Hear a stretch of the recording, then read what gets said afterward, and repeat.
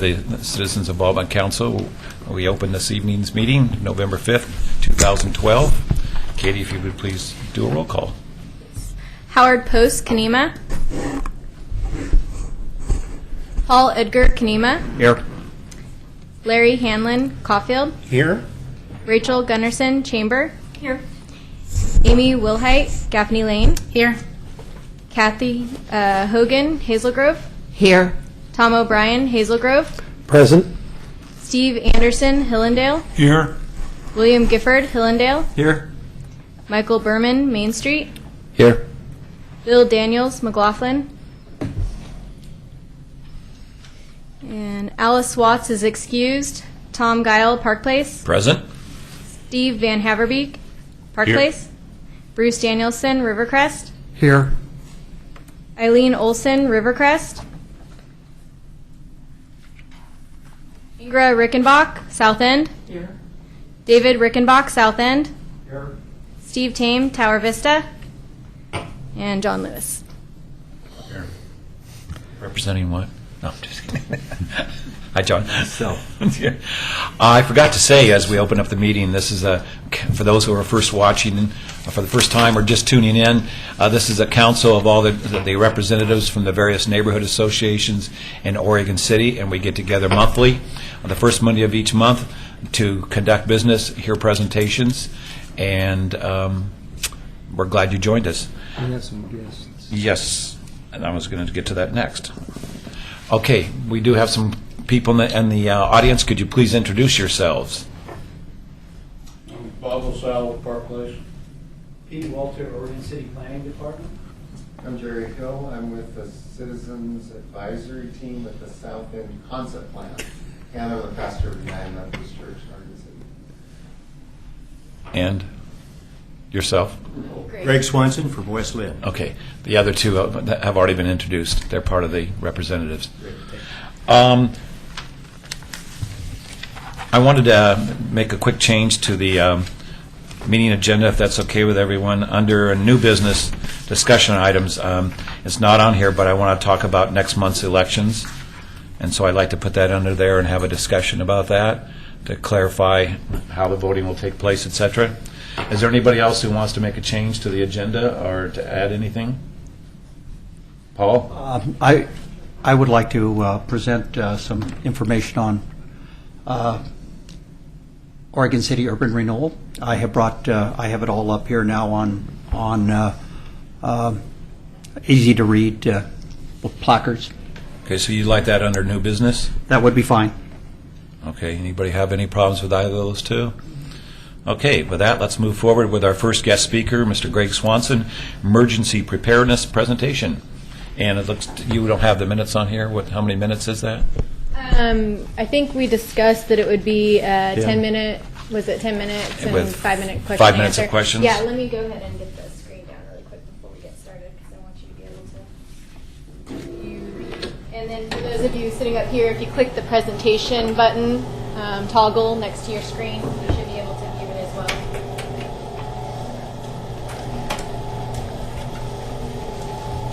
And your timing, Katie? I will. Okay. Thank you, Mr. Chairman, and thank you, members of the CIC, for inviting me over. It's a privilege here to speak in Oregon City. First time I have ever made a public presentation in Oregon City. And coming from West Lynn, I have to say I love your town.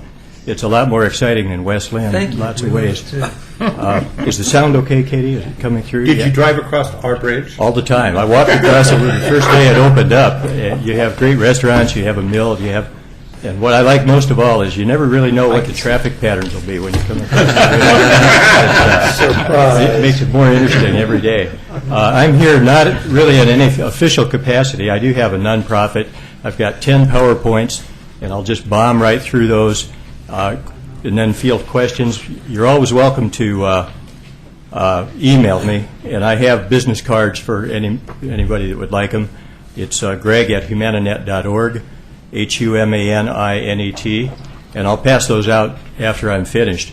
I come bearing gifts from across the river also. If you have kids who would like a really cool, whatever you call these little Slap bracelets? dippers, yeah, they hold your They're good for lots of things: plan, prepare, train. But I'm doing this strictly as a volunteer. My nonprofit does work in humanitarian activities in a number of areas, but I'm here just as a citizen to evangelize the whole need to be ready for big earthquakes and emergencies. So what my purpose is to see if there is anyone here in Oregon City, in your group or anywhere, who would be interested in some collaboration. I and others would be willing to help out your town. I'll be doing this in other Great. Just for your communities, information, too. last year we did do a symposium, a series of them on slides, and then another one on earthquakes and preparedness here in Oregon City, and it was a bigger city one, but we have done something similar. Super. Okay. Well, I'll just march on. The Map Your Neighborhood program, is there anyone then who's not familiar with what it is? I have extra handouts here if anybody would like. If it's fairly well known through the city, then I have to hand it to you. It's that's a plus. But you have to also ask yourself, are all your citizens really ready? I just came from a conference Friday and Saturday, a regional conference up by the airport, listening to experts talk about Hurricane Sandy. And I'm here to tell you that what looks like readiness often isn't. You can see this in the news accounts coming from back east. So we'll just march on. My nonprofit, basically, I'll just rush on this. We've worked with humanitarian and mission teams all over the world. I've done training in places like Asia, helping people get better prepared. In my own view, just my opinion, people in Asian villages are better prepared for emergencies than we are here in the Northwest, simply because they confront them all the time, and they know that there's no way they can call 911. They don't have that. They're reliant on their own resources in their villages and towns. Fairly good lessons you can learn from people over there and other parts of the world. So that was Humaninet. Post-disaster, probably all of you folks know, as a result of your symposium and your activity a year ago, that power is going to be out. As you know, it is still out in big chunks of the east, of the northeast back there, and will be for some time. Communications are disrupted. So here I'll just make a quick pitch, which we used over in West Lynn, where we're very slowly getting interest developed on the Map Your Neighborhood program, but way too slowly, I think. And that is that if you were at work in Portland and your wife is at work in Gresham or Tigard and your kids are in school, when that earthquake hits, the 9.0 that they talk about, you will probably not be able to communicate with your family. So I just want you to think about that as a takeaway. If the city is fully prepared, if your neighborhoods are prepared, then you'll have a plan, and there's a lot to be said about that. This came out in this conference. Everybody believes, incorrectly, that all you're going to have to do is pull out the cell phone and make calls. This didn't even happen after Hurricane Sandy. A good friend of mine who works as a volunteer is back there right now. There's not, even to this minute, cell service in big parts of Manhattan and other parts of the Northeast. We will probably lose it for up to a month. Text messaging might work. As for internet, forget it. It'll be totally out after the earthquake. Water supply, bridges. I've talked to a number of authorities. They're going to, of course, block the bridges until engineers can inspect them. If your family's on the other side of the river, you won't see them for a while, and the responders will be overwhelmed. I've worked directly with Clackamas Fire and the folks up in Clackamas County, Multnomah County, other parts over on the coast, and they all acknowledge that they simply don't have the resources to help every citizen. Do the citizens know this? No, they don't. 99% of all of our citizens nationwide believe that they will call 911 and get help wherever they may live, and they're mistaken. There's more than earthquakes that you may have to think about here in Oregon City. You can see the list here, some of which don't really affect you.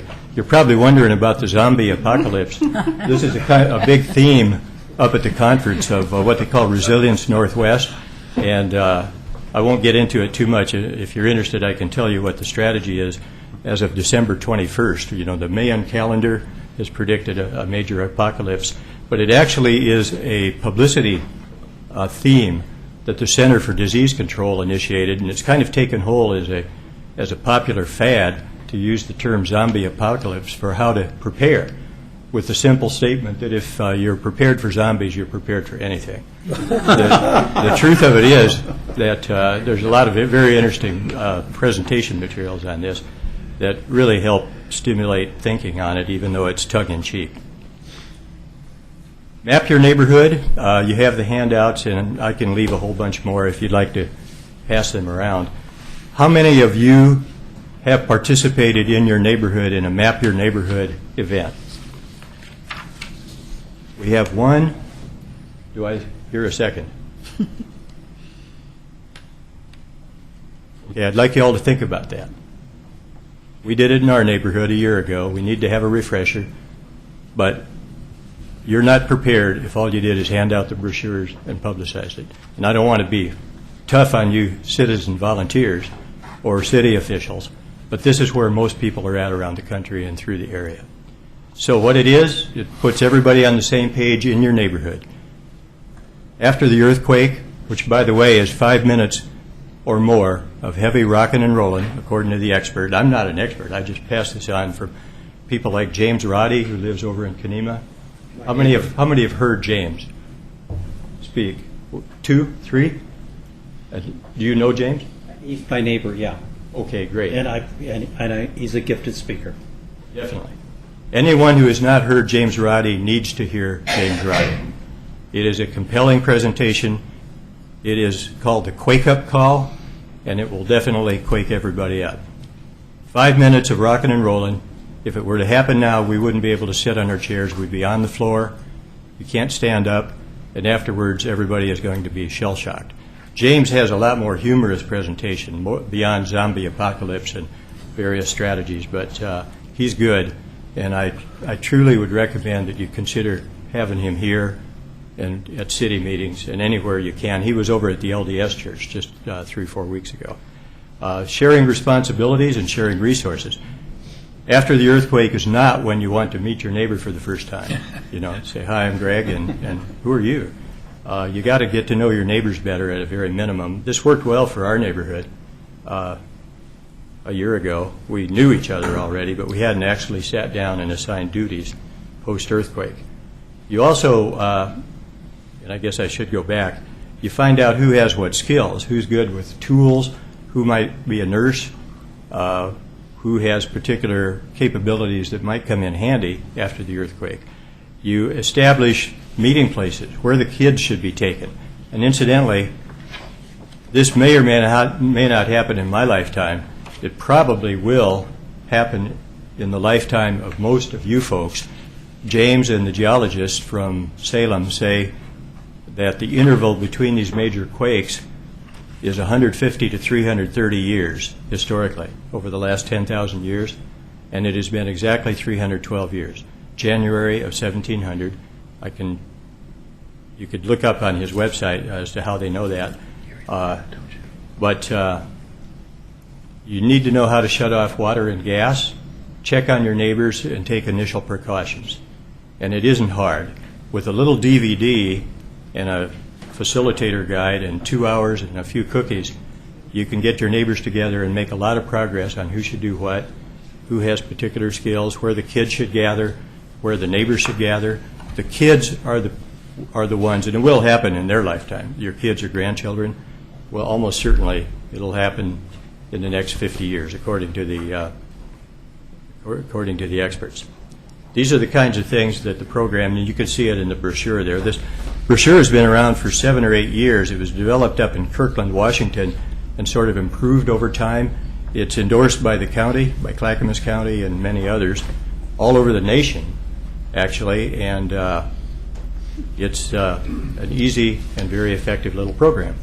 A little knowledge goes a long way. Here you can see some of the things that people need to know about, and most especially, I'll just kind of pound on this, a family communication plan. If you don't know by heart some of the phone numbers that you can text message, which might actually work on your cell phone, to some relative or friend out of the region in Idaho or Denver or back east, that is how, and we have it in our family, we have relatives in 2 or 3 places, Utah and Delaware, who will take the messages from my family around the Northwest in Pullman, Portland, and other spots as to our status, basically. How many of you here have a plain old telephone that plugs in the wall? This is good. Great. Things are looking up. And I'm sure that you guys know the advantages of that. That has a much higher likelihood of working for you after the earthquake or other emergency. So one term that people use is be your own hero. Someone I know who works in this field uses that term, and that's really a pretty good theme for your thinking, for your contemplation. This picture was taken just a few days ago in New York City. They had the advantage of knowing that Hurricane Sandy was on the way. We don't know about the earthquake, so at least the shelves will be stocked. My family and I were involved in the 1989 Loma Prieta earthquake. We lived in Palo Alto at the time. We ran down to the Safeway to get candles and batteries, just like everybody else. Everything was jammed. It was a mess there at the Safeway. Everything that was liquid, wine, bottled, everything was on the floor. The power was out and they couldn't run the cash registers. They did kind of an honor system, but having some basic supplies in your home is very, very smart. Plus, the city, I'm sure that you guys, the city officials do this periodically, should review your emergency communications, which is kind of my theme song, and identify shelters, basic strategies of that sort. The graphic is kind of a wondrous thing. It shows the one model of the ripple of tsunamis, of the tsunami that would be generated from the Cascadia Fault. I'm not here to explain all about the Cascadia Fault, except that it's way overdue. 75 miles off the coast. If you're at the coast, have an escape route. Know how to get you and your family and your kids and grandkids up the hill and away from the water in a hurry, like 10 minutes or less. And these are a few suggestions of how you could proceed with the program. I quickly go back here. Want to emphasize this PrepOregon.org is a new thing. It's just been rolled out in the last month, and it's very, very good. Map Your Neighborhood is the content. That's what the neighborhoods and the communities need to do. Prep Oregon is how to do it. It's got a great bunch of resources, and I really recommend that you take a peek at that. I met the people at the conference who put it together, and it is a very good thing. My recommendation would be to find one or two willing neighborhoods, a little coalition of the willing, who would be willing to network and give it a try, and then play them up in the press and in your meetings and all public media as to how it's going for them. My one request of you folks is that anyone who works or lives within about 5 blocks of where we sit, let me know if you're interested in a small informal network based on these teachings right here in the McLaughlin neighborhood. The church that my wife and I attend, St. Paul's, is interested. Other churches I know are. Various people here in the area. And it's painless. It's worth discussing. If any of you would like to discuss it, just let me know when I'm done here. I'll give you a business card. You can email or phone me up. I'd like to see something launched fairly tangibly here in Oregon City, and we're pushing hard on West Lynn as well. So back to this this set of points of awareness, including the officials. You've already done a speaker series. Might be worth considering continuing it periodically, particularly with James. And Paul, I imagine you could influence it. Yeah, I asked James if he'd be willing to talk to civic groups in his own town here in Oregon City, and he said sure. So probably all you would need is an invitation, and it takes more than 10 minutes to do the pitch, I will tell you. Here's a quote from an official in New Orleans. And lots of resources. A lot of good people are hard at work in the preparedness field. One is, I mentioned Prep Oregon, but one is COAD, Communities Organized to Assist in Disasters, and it's related but different from VOAD that some of you may be familiar with, Volunteers Organized to Assist in Disasters. You have COAD here. You have a good group of people. headed up by Kathy Thompson of Public Health up in the county, and Beth Dudley is, You know Beth. you know Beth, good, great, and she is... She was one of our presenters at the series that we had. She was. Okay, good show. Great. Clackamas Fire, Greg Ramirez is dynamite, ex-military, and has a lot of experience down in Katrina and working in other emergencies. And I'm sure he'd be willing to come over and talk to folks, county agencies, and other communities. Milwaukee, Happy Valley have some very interesting programs underway. And with that, this is a picture from one of the Asia trainings. I will just Good, I was almost going to have to ask you how much longer. Yeah, that's pretty much it, Mr. Chairman. I put my name up here on this. I'm not sure if anybody else wants to ask.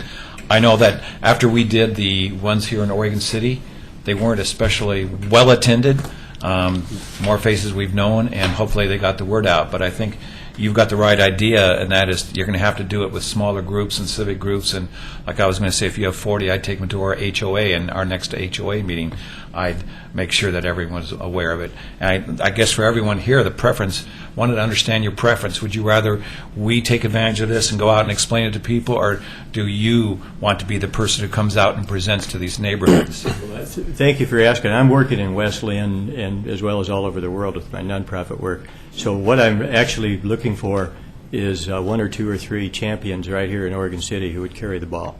Okay. All the resources are there, and for other communities too. The other part of the question, when you started off your presentation, said something about I and my personal nonprofit. Something, is this your personal nonprofit? Is there a personal interest here? Are you just trying to help everyone out, or is this a group of people? Or principally in terms of preparedness and saving lives, as say people like James, and I'm sure all of you are interested in. Humaninet itself is principally set up for communications, assisting kind of a help desk to assist people around the world with satellite communications and other technologies. I've helped here in the area with things like satellite communications, Clackamas Fire most recently. There are ways to get voice and internet and email over satellite that detours the infrastructure. And I do believe that every city should have at least one satellite phone. Possibly Oregon City does. When nothing else works, you can always call on a satellite phone. So, long answer to a good question. this is so timely right now with Sandy that I think this is the time to start talking to your neighborhoods. I know I will, to our HOA. We're one of the few homeowners association, I think, in Oregon City, but we're up in an area that does have some slide areas, but I'd be glad to bring it up to them. But I think all of us, this is the time to... Every time I heard last week, I was 24 hours watching the TV, how people did not listen to authorities. We want you to evacuate. We want you to do this, and people just didn't listen. And then it was too late. Then they started getting mad at their governments for not helping them enough, even though they ignored the guidance of the government. So I see that Tom O'Brien's up. On one of your overheads, I think it was the second to the last or the third to the last, you had a MYN, I believe it was? What That's does that Metro stand Neighborhood. for? Okay. It's a acronym. That's what that is. I wanted to reinforce one of the things that you said, and I feel very strongly on this, and we will schedule with James Roddy that he comes to our neighborhood and gives his presentation, because I feel very strongly. May 18th, 1980 stands out in my mind and always will. Yeah. I flew past that mountain a half an hour before it exploded. And I was on the ground in Seattle waiting to take an continuation flight on to Minneapolis. Pilot came on as they departed the gate in Seattle, and he said, once we get aloft, I want those of you who are with us on the Portland to Seattle leg of the flight to take a look out to the right side of the aircraft. The sky was black until we reached the Minnesota-North Dakota border.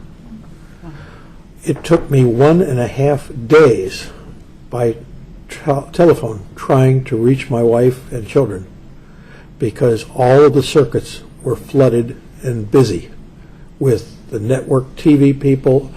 The telephones were not of any value or use, just as these people with cell phones have found out in New York that you'd better have some alternate plans in place or you're in trouble. Exactly right. So, yeah, thank you. Good points. So with no one else, we appreciate your time. Okay. Thank Very- you, sir. Very happy to have been here, folks. Thanks very much. Oh, I'm sorry, I didn't see Steve's card up. He's got business cards so that we can contact him. And I'll just, I'd also like some of your I was gonna say, if your I- brochures. If you don't have 40 for me tonight, I'll get them later from you, but I got one from you. is this the one with the $50 bill attached? More of these are available. are they, More of these are available. yeah, from the county. And I actually have a bunch more here that I can buy as well. Missed one. Thank I'll you. take it. Thank you very much. Thank you very much. Yep.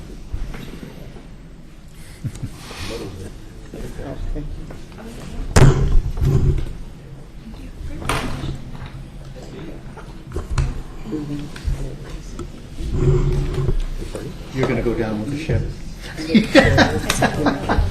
I don't want to have to clean up the mess. What about those other things you were going to hand out to people, Greg? Those items right there? He's here? Were you going to hand them out to anybody, or?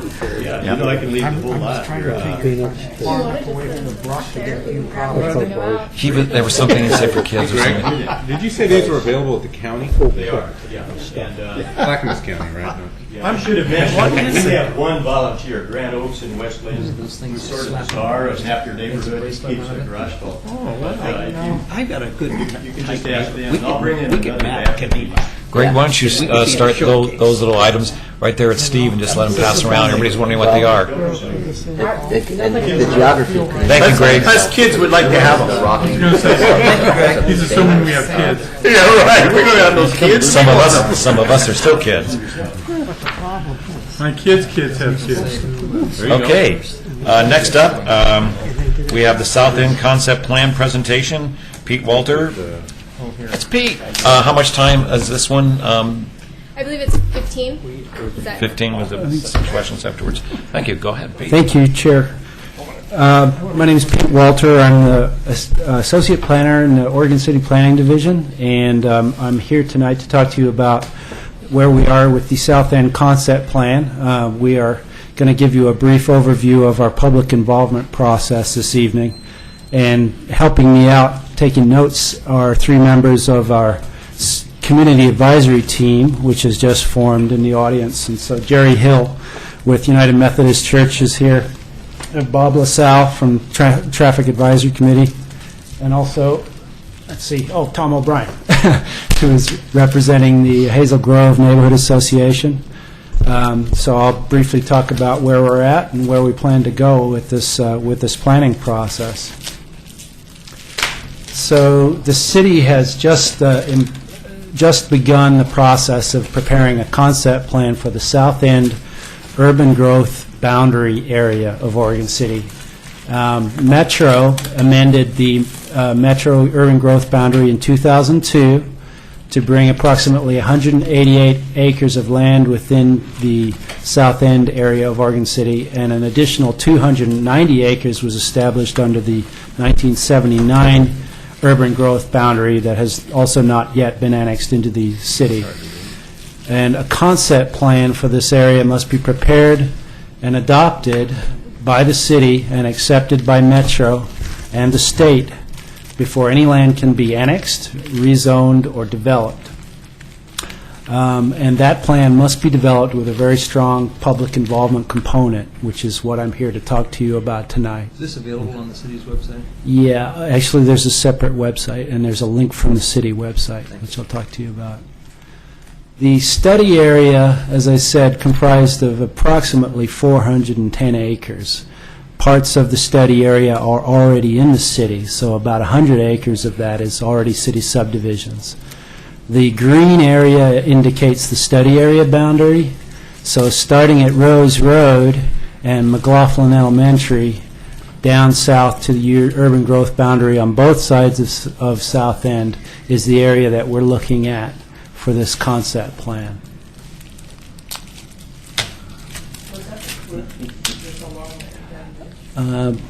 The gray boundary indicates the urban growth boundary. It's not a topographic boundary, but it's close to the edge of the bluff on the north. And so in one sense, yeah, this project area is kind of bounded topographically by Kenema Bluff and where it drops off south of the city. Yeah. I can, yeah, okay, so, yeah, thanks, William. So this is the area, this is, let's see, Forest Ridge Road, where my cursor is showing here, Butel Road, and then we've got Navajo Way and Kellen Court over here, Impala Lane, and then Finnegan's Way over here, Finnegan's Terrace subdivision, and then we've got the McLaughlin Elementary School, which is a focal point and a meeting area for a lot of our meetings for the South End concept plan will be here.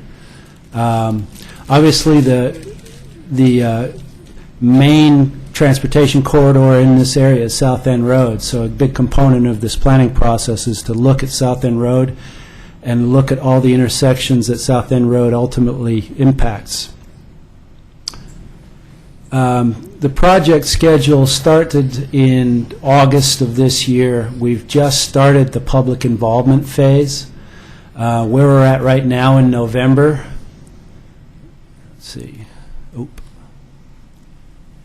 is we've just begun the preliminary existing conditions report, and between now and the end of December, we'll be doing a strong public outreach and values surveying process, and I'm going to talk briefly about how we're going to do that. It's about a year-long process. Coming up in the new year, we will be starting to get a draft concept plan idea together. Then, based on a series of meetings in 2012 with the community, we will form a final concept plan, and the expectation is that we will start to implement and move into the adoption phase of the plan coming up in June and July of 2012. 2013. Thanks, Kathy. So what is a concept plan? A concept plan is a broad 30,000-foot conceptual plan for how an area will transition from rural uses and semi-urban uses to full urban uses within the urban growth boundary. The requirement to do concept plans is part of the Metro Urban Growth Management Plan, which affects the entire Portland region and Clackamas, Washington, and Multnomah counties. It has the following elements. It needs to include housing variety and choices, transportation system improvements, protection of natural, historic, and cultural resources, improvements to public facilities and services such as sewer, water, and stormwater, parks, open space and trails, police and fire protection, schools, and financing methods. And the first phase to a successful plan is a strong, broad, and comprehensive community engagement and public involvement process. And the city's committed to a process that engages a broad cross-section of the community, both within the study area and throughout the city, through a variety of means. And we're going to talk about some of those methods. We've developed a project website, which is the primary means for learning about the plan, some of the products that are being generated in upcoming meetings. We've just formed the Community Advisory Team, which is an 18-member team. And those Community Advisory Team members represent people in the county and the city. They represent faith-based organizations, schools. They represent a variety of walks of life throughout the study area. We had 28 applicants for the Community Advisory Team and selected 18 of those who were ultimately adopted by Mayor Neely 2 weeks ago. And we've just started the first of a series of community conversations where the team, the consultants, and community advisory team members actually go out into the community and engage the community at meetings throughout the community. Community planning organization for the county is involved as well. What has been done to date? Well, we selected a consultant. Our consultant is Kogan Owens Kogan, who's the lead planning firm. They have a series of sub-consultants who specialize in engineering, transportation, natural resources, and various other disciplines who are going to help put this plan together and, most importantly, engage the community from the very beginning. We have a technical advisory team which consists of agency representatives and service district representatives, Clackamas Fire, Clackamas Sheriff's Department, City Police Department, and various other groups in the city and departments. The website is shown here. You'll see it again at the end of the slides. It's www.southendconceptplan.org. And if you accidentally type in southendconceptplan.com, that's okay. It will redirect to southendconceptplan.org. We held our first community advisory team meeting at McLaughlin Elementary on October 18th, which was mostly an introductory meeting, and we went around and talked to each of our members and determined what was important to them. And then we did a site tour on October 27th, which was a Saturday morning, and we had pretty good attendance on that trip. I think we had about 14 people along, and we were able to drive around the project area in about an hour's time and visit some of the important sites. We visited the end of Forest Ridge Lane, the end of Butel Road. We looked at some of the larger parcels in the area, some of the existing county subdivisions, some of the existing city subdivisions, and some of the wetlands and natural resources in the area as well. So that took about 2 hours. And what we've just completed is called the initial draft of the existing conditions report. And this is a 65-page report that will be up on the website for people to see. We're doing a quick in-house city review for various omissions and grammatical errors, and then we'll send that to the community advisory team coming up on, I believe, November 15th is what we're shooting for, to put that thing out public, which is a pretty tight timeline, but it'll be a draft, so that covers a multitude of sins, as we say. So the community advisory team is formed of 18 interested citizens, and they will help to ensure that the plan reflects the community's core values and implements the vision and goals, and that the plan provides broad perspectives to ensure the South End Concept Plan reflects diverse needs.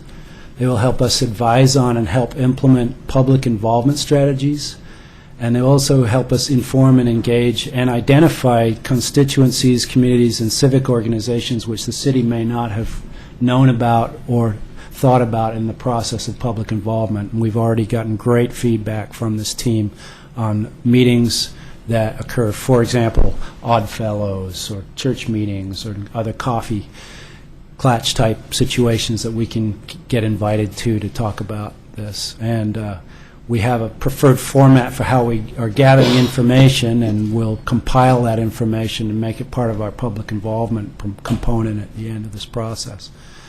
The CAT will also look at the existing conditions report.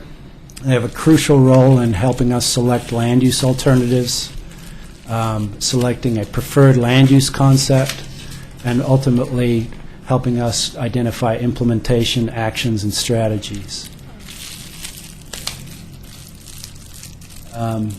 So the questions that we're asking at this point in the process, we have just begun the process of identifying what it is about South End that people like today and why it is that they live there. So these are very basic questions, and they go to the root of what makes South End important to people. What do people value about South End? What is your vision for the future of South End? And how do you want to be engaged in the South End Concept Plan process? We will refine our public involvement plan as this process moves forward, and make it as adaptable and diverse as we can in response to what we hear from the community. Yes. those previous questions, Mhm. were those just sample questions? Those are the actual questions that the community advisory team and is asking the various stakeholder groups at this point, but we'll be formatting these in another way as well when we do the other public involvement strategies. So, yeah. May I Go ask ahead. just a question while you're here on this? Is there anyone looking at how South End will integrate with the rest of the city? Because it looks as though it's being done kind of as an island, and it really isn't, of course. Oh, yeah, well, that's a very important point, Tom. We're not planning to review this, sorry, William, in isolation. We have members, for example, Bob lives in Park Place, but he's serving on this advisory team. And the idea is that, yeah, we integrate South End into the remainder of the city. Some of the transportation impacts occur citywide, for example. The opportunities for trail connections and open space connections and identification of regionally important parks and regionally important open space, for example, given that Metro's Kanema Bluffs area abuts the study area, is a community conversation outside of the study area. So Didn't mean to get you sidetracked. oh, that's fine. But yeah, that is an important point to make. So what are we going to be doing next? And by next, I mean in the next 2 months. We'll continue with the community conversations. We'll be beginning our online public outreach, which is a process of interactive mapping and surveying. And we're going to be doing 2 major online interactive mapping programs, outreach sessions. And the reason that we have these 2 online interactive mapping programs is so that people who can't necessarily attend a meeting in person can go online and let us know what their priorities are in terms of this area. It's a very clean and simple method of doing it. It's run by a company out of British Columbia called MetroQuest. Similar to the TSP, what they're doing? I would like to say that it's similar, but a little more easy to use in some regards, because it not only allows you to make a statement about a geographic location, but also prioritize how important certain things are to you. And then when you hit save, that information will automatically be uploaded to the city, to the website. That's the first phase. It's a values gathering phase and a prioritization phase. Later on, when we get into the plan alternative phase, we do that again. And when we're starting to hone in on plan alternatives, and we ask people to rank which plan ideas they like the best, with a goal of selecting one that the community feels is the best one. Yes. You don't have a time for the November 28th meeting. That's correct. The November 28th meeting, well, I'll get to that. The next thing, and we'll also be using other methods of helping develop values, including surveys, including coming to the meetings and writing down your responses and various other things. The next community advisory team meeting will be at 6 p.m. on November 28th, 2012 at McLaughlin Elementary School. And those are open to the public. There's a period during those meetings for public comment. And the meetings typically last about 2 hours. The primary goal of the second meeting will be to review the existing conditions report. And then on December 13th, 2012, location to be announced, we'll have our first community event number 1. There are going to be 4 community events which are going to engage the larger community. We're going to be sending out mailers for this, as well as trying to get the word out to as many people as we can to attend these meetings in December. And we'll be presenting the existing conditions report at that first meeting. And that's about it for that first meeting. The second meeting, we'll actually start to be looking at the plan alternatives. Well, Pete, on the community event, are you going to make the times not just in the evening, it would be, or run afternoon to evening, so that Yeah, let me go back to the schedule here. The community event number 1 most likely will be an evening meeting. And most likely it will be, so that people can go home, grab a bite to eat, and then come to the meeting afterwards. So the community advisory team meetings are at 6 p.m., and we actually cater those, so that people can eat something. I was saving most of my questions to the NP, but I have a quick question since it's been brought up. Okay. I know in reference to the Park Place concept plan, we had several conversations about communications. Are they sending these notices out to people in the UGB and beyond who are impacted by that? I know in our area, people who, it only went to Oregon City residents, and all the people on several lanes and others got upset because they didn't get notified, but it impacted them. Well, we did send the community advisory team applications out to the UGB, so that was a... But not beyond.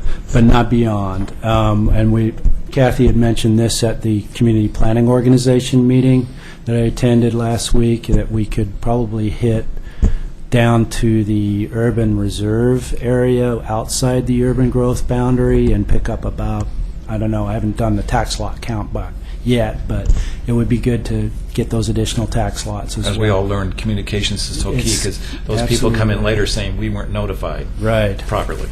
Right. But I think, definitely important to get as many people in the county. And by the county planning organization, I'm referring to the Leland New Era Central Point Community Planning Organization, who have Sorry a representative. No, that's all right. Gwen Goss is the community advisory team member representative for that group. And we have John Martinson. On the last concept plan, so there were roadway signs posted. Yeah. Later, but not in the beginning. Later. I've learned that there may be some restrictions on what kind of signs we are allowed to place in the roadway. So I would love to put roadway signs up, but I would like to clear that with Public Works first.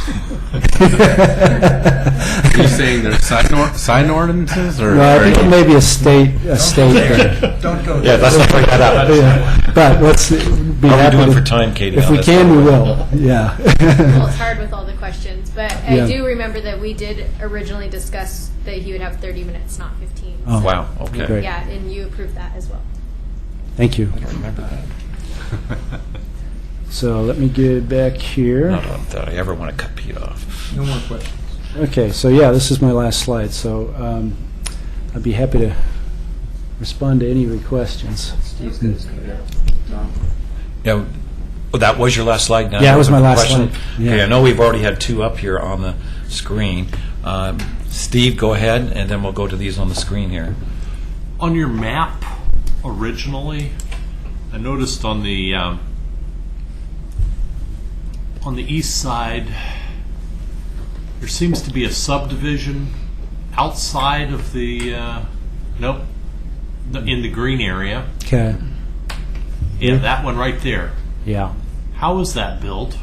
That was approved in the county around the same time. It was in the 70s, I believe. So a lot of these are in septic systems. There's actually more than one subdivision. It's a county subdivision out there that were built around. There's probably about 3 out there like that.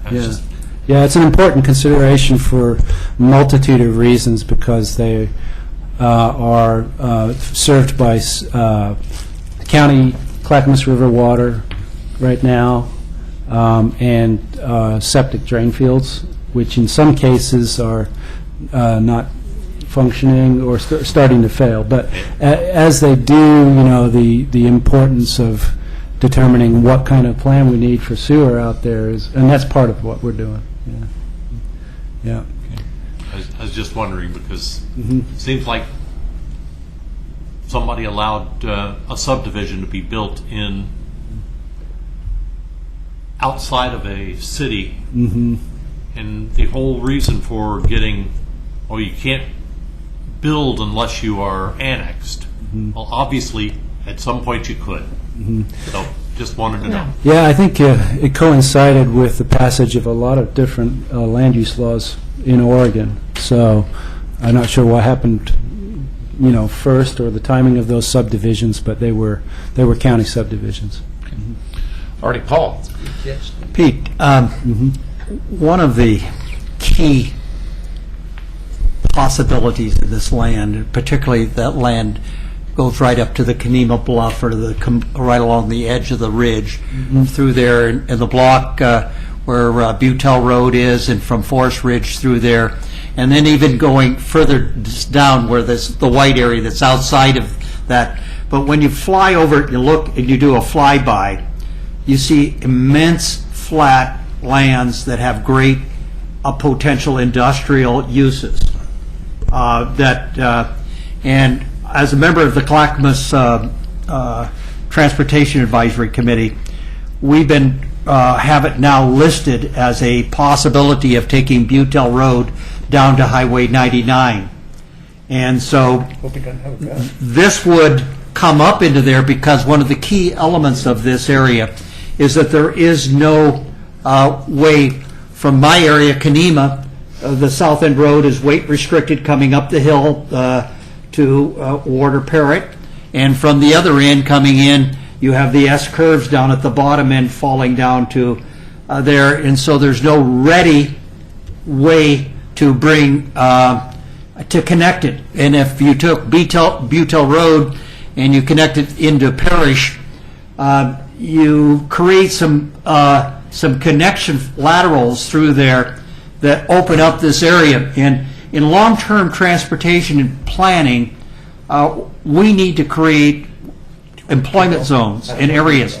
And this happens to be an area here that we hope that in your development of your concept plan that you will put significant weight to the potential of job lands in this area and industrial commercial development. And if we get that extension up from Butel Road, which I've walked, by the way, all the way down, and the rate of climb up to there is very reasonable, and you kind of do a little S down into the area which is the UGB, so you connect UGB to UGB, which is critical in planning, and it gives us this connection. John, I talked about that 12 years ago with Nancy, and Nancy agreed that this was probably one of the things that needed to be in the long-term plan for Oregon City. So it's in RTSP as well, right? You knew that, Paul? So, I didn't know if you put it in too. Yeah, no, it's in RTSP as a project site. Whether it's feasibility-wise needs a lot of discussion. Yeah. But Paul, I just want to clarify. You're talking about the industrial land, not in this concept area. You're talking about down on 99E, right? 99, and then up on the high ridge. So all of that area through there and down this area, right where there's areas through there that have great potential. There's probably 200, 300, 400 acres. You're talking the shelf. The shelf of the upper shelf that is flat, excellent. And you could get sewer water into it easy. All of that drops down into, if you went down Butel Road, down into there and would connect into the sewer main. But the critical need for employment lands and development lands that would keep people local instead of having them commute out of Oregon City is just immense. And the county's looking for it. The state is looking for it. Port of Portland is looking for it.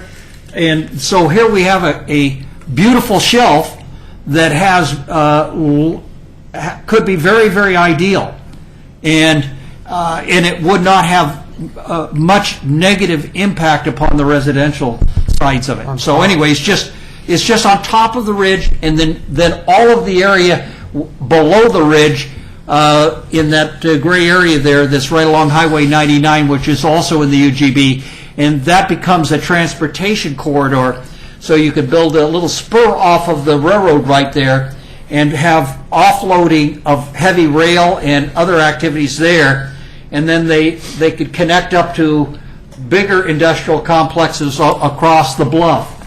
And it could easily support 5,000, 10,000 jobs across an area like that. And of course, I think that jobs are probably one of the most important things we need to be able to figure out how to bring into our area as anything. It sounds like something for one of your meetings more than this one, but Certainly, it's one of those points of view that we would want to consider during, and definitely look at it with the larger community and the transportation system constraints that we have to look at. The good thing is, I think that John alluded to and Paul alluded to, that the TSP update that's going on concurrently, the Transportation System Plan update, the consultant for that is also the consultant for this planning process as well. So they'll be looking at the capacity of the existing transportation system, and should any land ultimately be designated for that kind of use, they'll need to evaluate the capacity of the transportation system based on that. And plus, we're not going to be, we're going to have to look at the area that is right along the bluff in the context of what the metro open space acquisitions are and how that affects it as well. Okay. Yeah. Thanks. I guess I'm next up. I had a question early on. You had mentioned that you asked Dale and Tom and Jerry to be on your community advisory team, and that you originally had 28 and cut it down to 18. And I was wondering, this is a two-part question, what were the parameters or qualifications you were looking for? Because there may be some people who come out of the woodwork later and say, I didn't have a chance. I didn't know that they were looking for people. I'm basing this off my knowledge of the Park Place concept plan that I survived. Right. Yeah, that was a process, wasn't it? We kind of had, I don't have the list in front of me, but we had about 18 positions, and we were planning on those people serving without alternates on the team. So that included people from the community planning organization, people out in the county, people who are just residents, people who own businesses, and that sort of thing. And where we got a lot of applicants in one particular interest group, where we settled on just maybe one or two of those as well. But we would like to interview everybody who was not Was it ultimately weighted with selected. residents more so that they have a voice?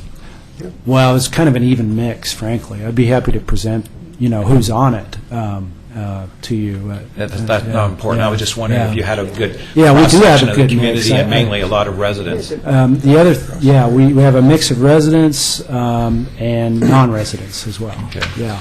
The second part of my question was, as I just alluded to, surviving the Park Place concept plan years ago. I mean, that was a long process you guys went through, and we all did.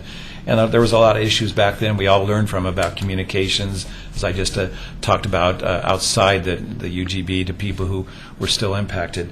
But I know that the community a lot of times felt very frustrated in the process. I think Colgan was were they the team at that time, or was there somebody else? No, I remember at some community meetings at the local school where they did their presentation, and then people came with questions, and they cut off the residents who had a lot of questions, and there was a big uproar at the meeting until they finally allowed the residents to say their piece. They'd come there to not just listen to, but to give their input. And I remember one of the guys saying, well, we're not Walmart, we're not going to stay here till midnight, to the group.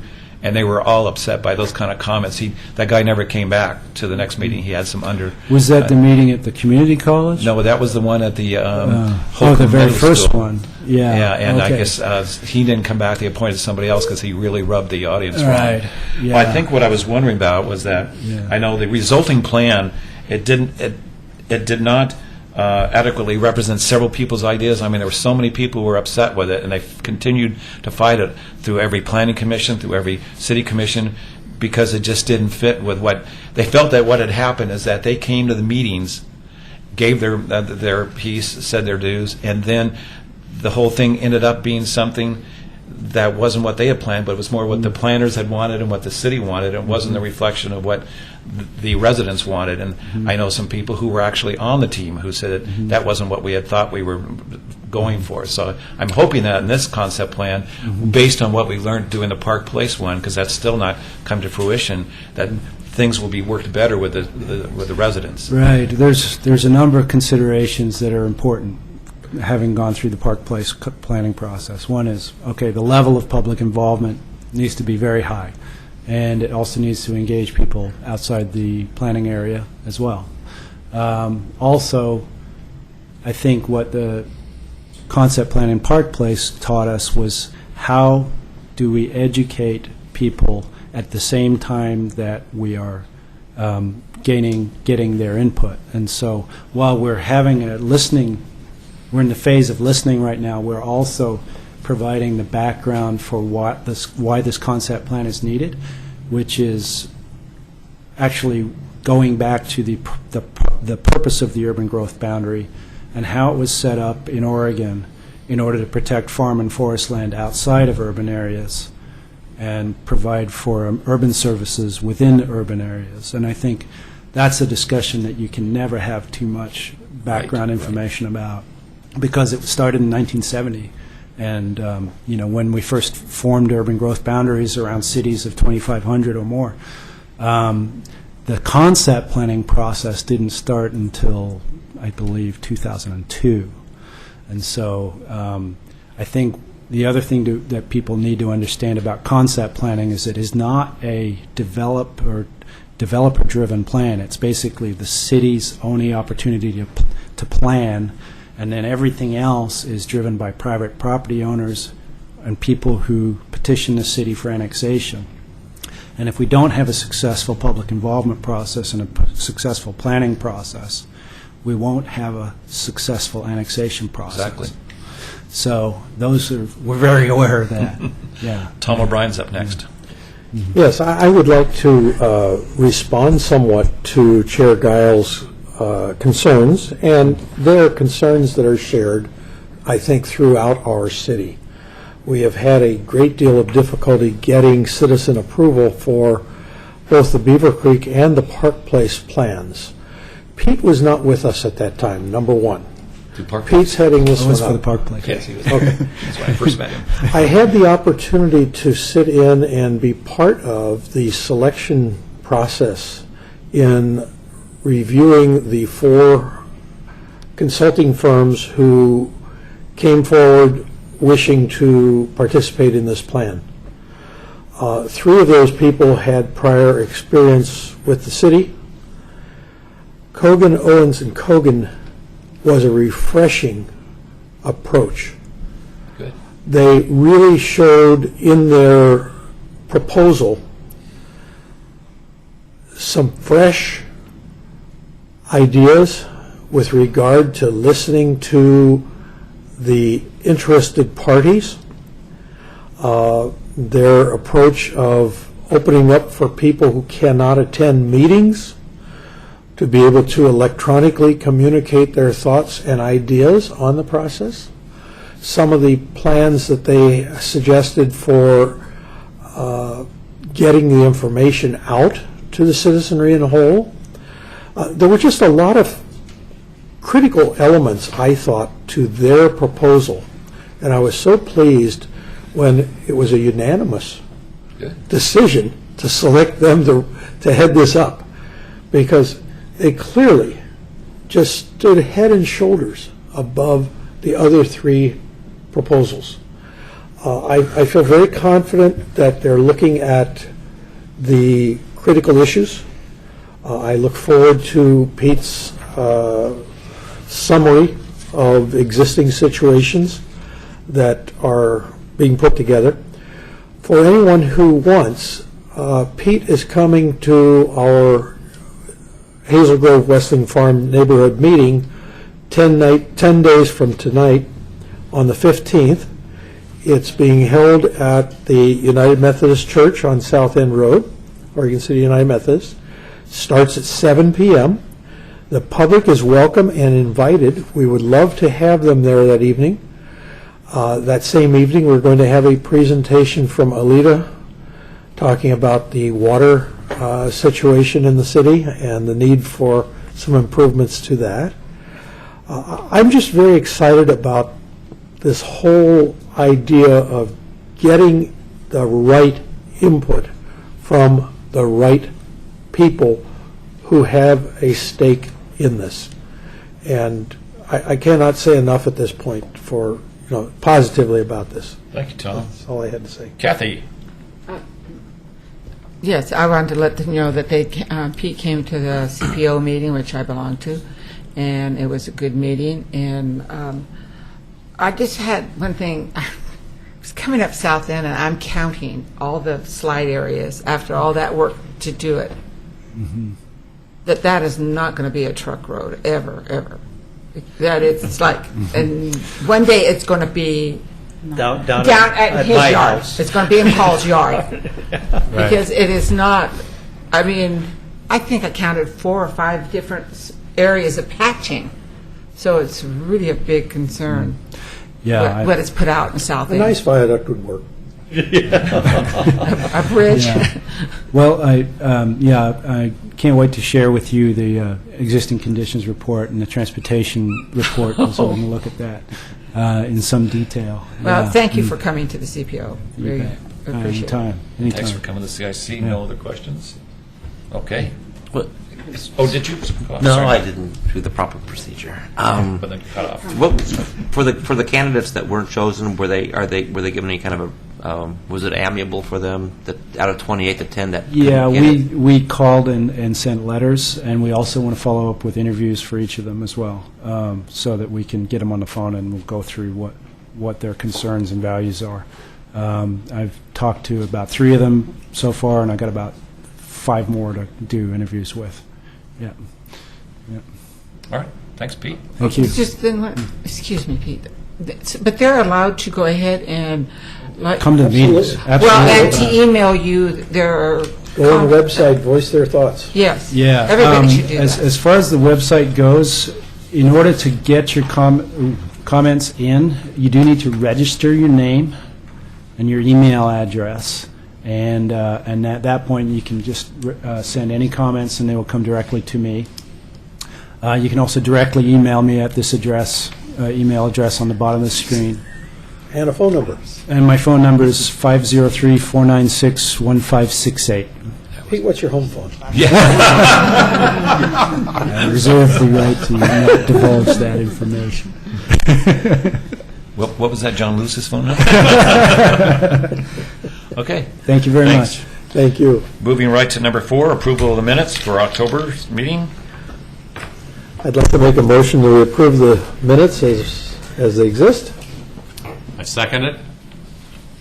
All those in favor of approving, well, are there any questions? First, okay, all those in favor of approving the minutes, please say aye. Aye. Opposed? Abstained? Okay, 2 abstained, because they were not there. Okay, number 5, old business. Any old business? Did you go camping like you said you were going to? Okay, let me clarify something. On the Clackamas Park, it says that it will be approved November 1st. I did not say it would be approved. I said that I will be down there camping. But it is approved through Parks and Recreation to be submitted to the city. And I have a feeling that it will go through City Council just fine. So just a little technicality, but like I still want you guys to know that if I go to jail, I would like some help to get out. You get out jail-free card? Yes, please. I'll send you a file. Thank you. I'll send you your glasses. But I appreciate everybody's support in that program. And thank you very much. Okay, moving on to new business. First off, I want to reiterate, as I said the last couple of meetings, I've got one more meeting to go as chair of the CIC after 4 years of being here, 1 year as vice chair, 3 years as chair. And I was starting to think about the voting procedures. It's been a few years since we voted. And I was starting to think, I'm not sure if it's actually set down in any rules of how we want to proceed. And I was thinking, okay, so do we want to, again, this is more of a discussion. Do we want to have someone first nominate some people for chair, and then if someone doesn't make it for that, go to vice chair, and then go to secretary, that kind of a format, rather than nominate all 3 at the same time? Yeah, Does that make exactly. sense Sure. to everybody? So we choose a chair first in December, and then after that, if someone still wanted to be involved and they wanted to be chair, they could be vice chair. Okay, that's number 1. Number 2 is Again, this is not clarified, I don't think, in our bylaws, but if we want to do it by a show of hands or by a ballot, which would be hard to do when you're nominating people at the last minute. We ain't doing no more ballots. I'll bring my highlighter. This is not Clackamas County election.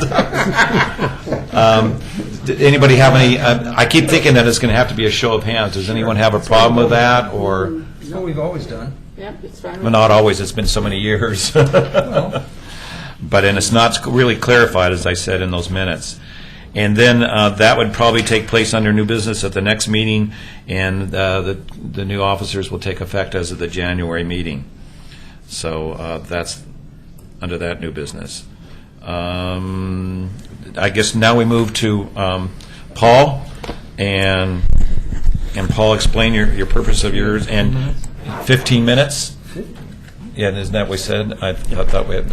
Okay, we're going to give Paul 15 minutes with 5 minutes for questions, and stick to those 15 minutes. As an urban renewal commissioner, I decided to take advantage of getting the public information and consolidating all of the information that seemed to be available.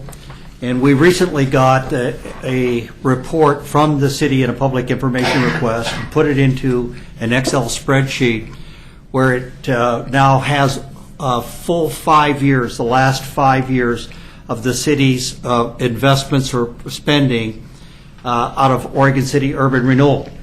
And so with this spreadsheet, we're able to kind of pull it, you can filter it off the keys at the top and pull out virtually any information. And if anybody would like to have a copy of the spreadsheet, which has all of these transactions, let me know, and we will ship it to you so you can play with it yourself any way you want to.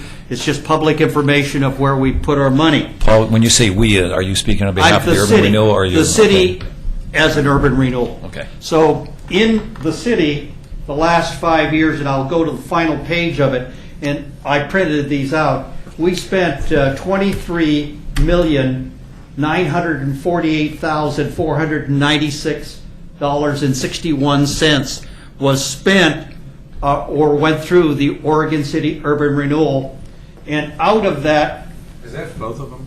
that's the downtown urban renewal district.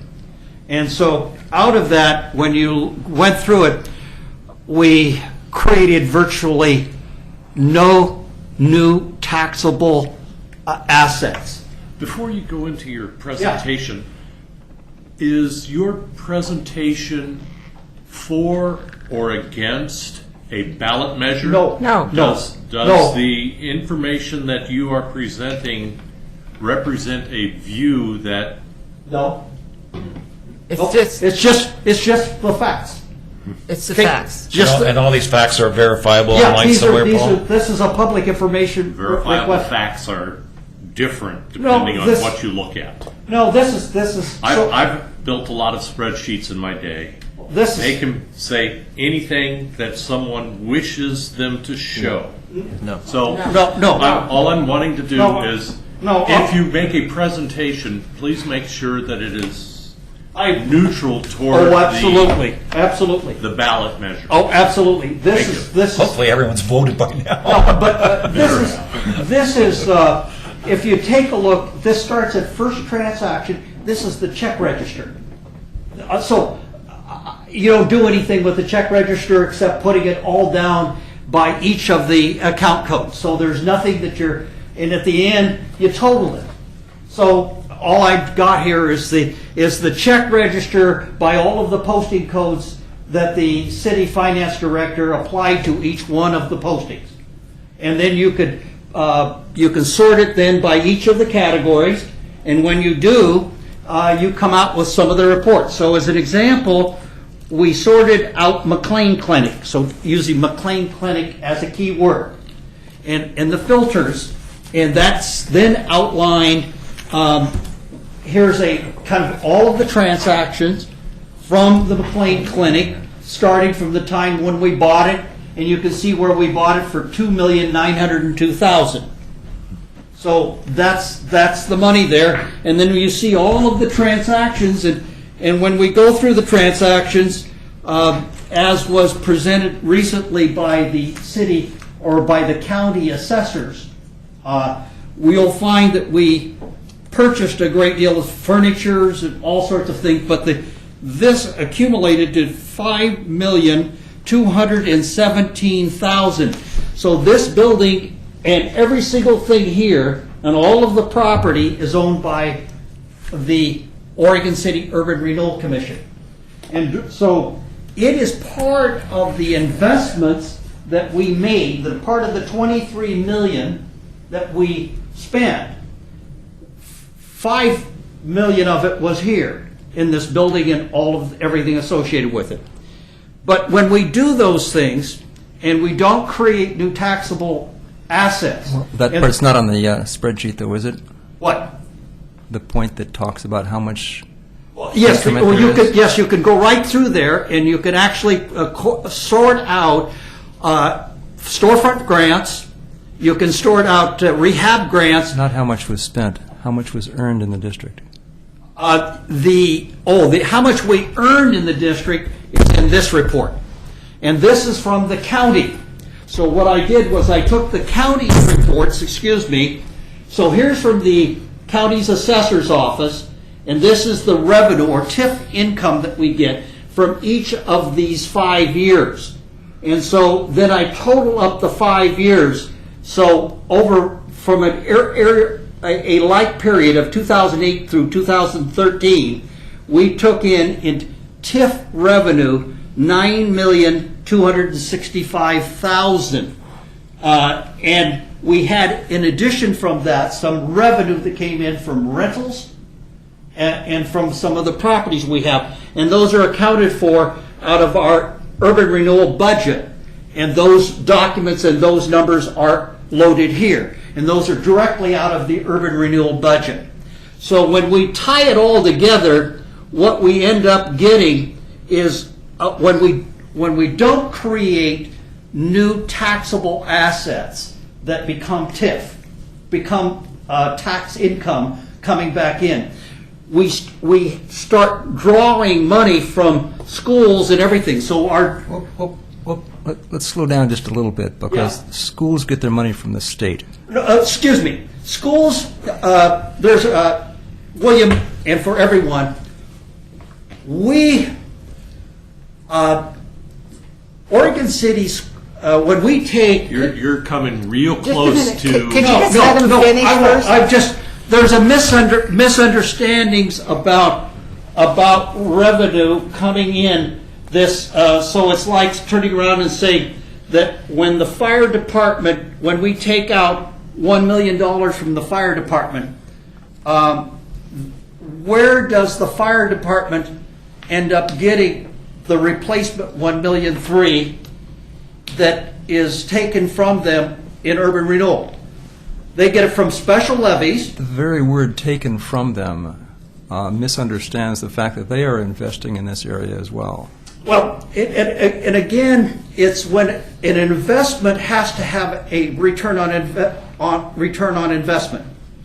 And what I found through this, taking these things here, that we, out of the 5 years of transactions, we went through each transaction and tried to identify where it created a return. When you said "we," are you talking the Urban Renewal Commission did No, this? we're talking about a select group auditing it, trying to identify any area where we could identify that it came back and provided a return. Has the city not audited this? I've asked the city and the urban renewal to audit it. We hope that we will. And maybe we will even have to have a forensic audit, William, because there are people around that want to know what this is. And this is the reason why it's public information. And where I sent you the spreadsheet with the idea, I think I set it around so that anybody can look at it. It's not like it should be hidden. And anybody can select it out, and you can make your own assumptions out of it. And this is honest, and anyone can have their own honest opinions about it. But the key to this thing is not ever hiding it. This is public information. This is getting it out so everybody can see it. And these printouts and everything are available so that anyone, anytime could take them if they want to show them, talk them out, go take them to a neighborhood association meeting where you take them to chamber, take them to the government affairs committee. They've always been available, though. Yeah, right? but they've not- always. I mean, that maybe you can show numbers in a variety of ways, but that's always been available, right? The original report was very cryptic, and to get it to where we can select it out in a spreadsheet, take it and get it into a full spreadsheet form, really made it nice, and Wyatt thinks it's great. Okay, so Yeah, I just want to make sure Yeah, everybody knows this information's always been available. It's not really hidden. It's what Perhaps, Right, it's not perhaps we hidden. could have Wyatt come and make a he presentation. just organized. Well, it I'd in love such a to. way. I must admit, I'm not sure how many other people here. I may not totally understand. Even I think what Paul you're has saying. 15 minutes to speak, and then we would Yeah. speak Yeah, afterwards. but- It's but turning the- into a forum. But the key to this is I just wanted everyone to know that we have this information that's available. We've consolidated it together into these reports so you can see the impacts of revenue coming in, the costs of everything. You can look at any transaction that's there, and you could it's like we could come through and say, okay, we bought all the new furniture for the city hall recently. Okay, and the auditor, or the assessor at your meeting, people come back and say, as a business owner, and somebody who's had to put together depreciation schedules and try to look at my own properties and what I've got, and I've said, okay, what is a taxable asset, or what is a depreciable asset, and what should be on these things. It's for everyone to determine their own personal thoughts on it. Is it what you think is right, or should we be doing better? Should we have a better return on investment? And if we don't have a return on investment, who pays? And you can go through. So anybody that wants to look at it, please look at it. And if you want to take these things, I put them together in these boards. They're accurate to the best of my ability, and I recently sent them to the city and to our finance director and said, if you can find an error in them, please point it out. And no one's found an error. So. Is that it? Yep. Okay, can I? Kathy's up first. Thank you. Okay. I believe what you're trying to say is that when urban renewal takes money out of the general fund, the money comes out of general fund? No. Okay, it comes and it's another little tax line No, item? it's actually out of the plan area. There's a plan area that's been established, a boundary, and everything within that boundary is within that urban renewal district. But if the general fund cannot meet the services that the public needs, then your taxes go up because you because then you have to ask for bonds and levies for the police and fire. That's not exactly right, but the key to a connection to a general fund is like in the city of Beaverton, where their urban renewal compression of taxes coming in now has caused them to not have the funding to come back in to cover urban renewal debt. And so this year, the city of Beaverton had to contribute $100,000 in out of their general fund to cover urban renewal debt because property tax value compression reduced the level of income coming in from urban that was less than urban renewal plan. Fortunately, we're not Beaverton. I know, but compression has also been hitting in other areas, Tigard, Wilsonville, and all around us. So we have to be cognizant of the fact that real compression is taking place. Okay. Paul, I'll be the first to admit I don't understand urban renewal all the intricate details, some of the questions that William was asking. But you probably know more than just about anybody, I mean, by all the time and effort you put into it. But my question is there not an urban renewal budget committee? And if there is, shouldn't they be doing the same kind of work that you're doing and reporting back to the urban renewal with all those facts and figures that you? I recently presented all of this and sent it out to the Urban Renewal Budget Committee and was told in another email that I have to be very careful in open meeting laws to not communicate with anybody on the Budget Committee On the or Budget have them Committee. communicate back to me. So, but I feel that it's more important for us to get it out into the public, so it's a public domain type of thing, and everybody needs to understand this and make their own judgmental calls. But I was told that I have to be careful as a But you could say Urban that Renewal as- Commission member. Well, my question is, again, shouldn't the Budget Committee be doing an annual report or every 5 years or 10-year report to the Urban Renewal Commission itself, and this information being presented? Or is that something that's, I don't know, John, do you know, being part of the city, isn't there some process like there is on the budgets for the City Commission? Isn't there something that the Urban Renewal, with this kind of information, if it's present and you could get it and anyone could get it, doesn't the Budget Committee report back to the Urban Renewal? I don't know, because that's Well, what it I'm was wondering. not presented in the Ever? Urban Renewal budgets that I've been part of.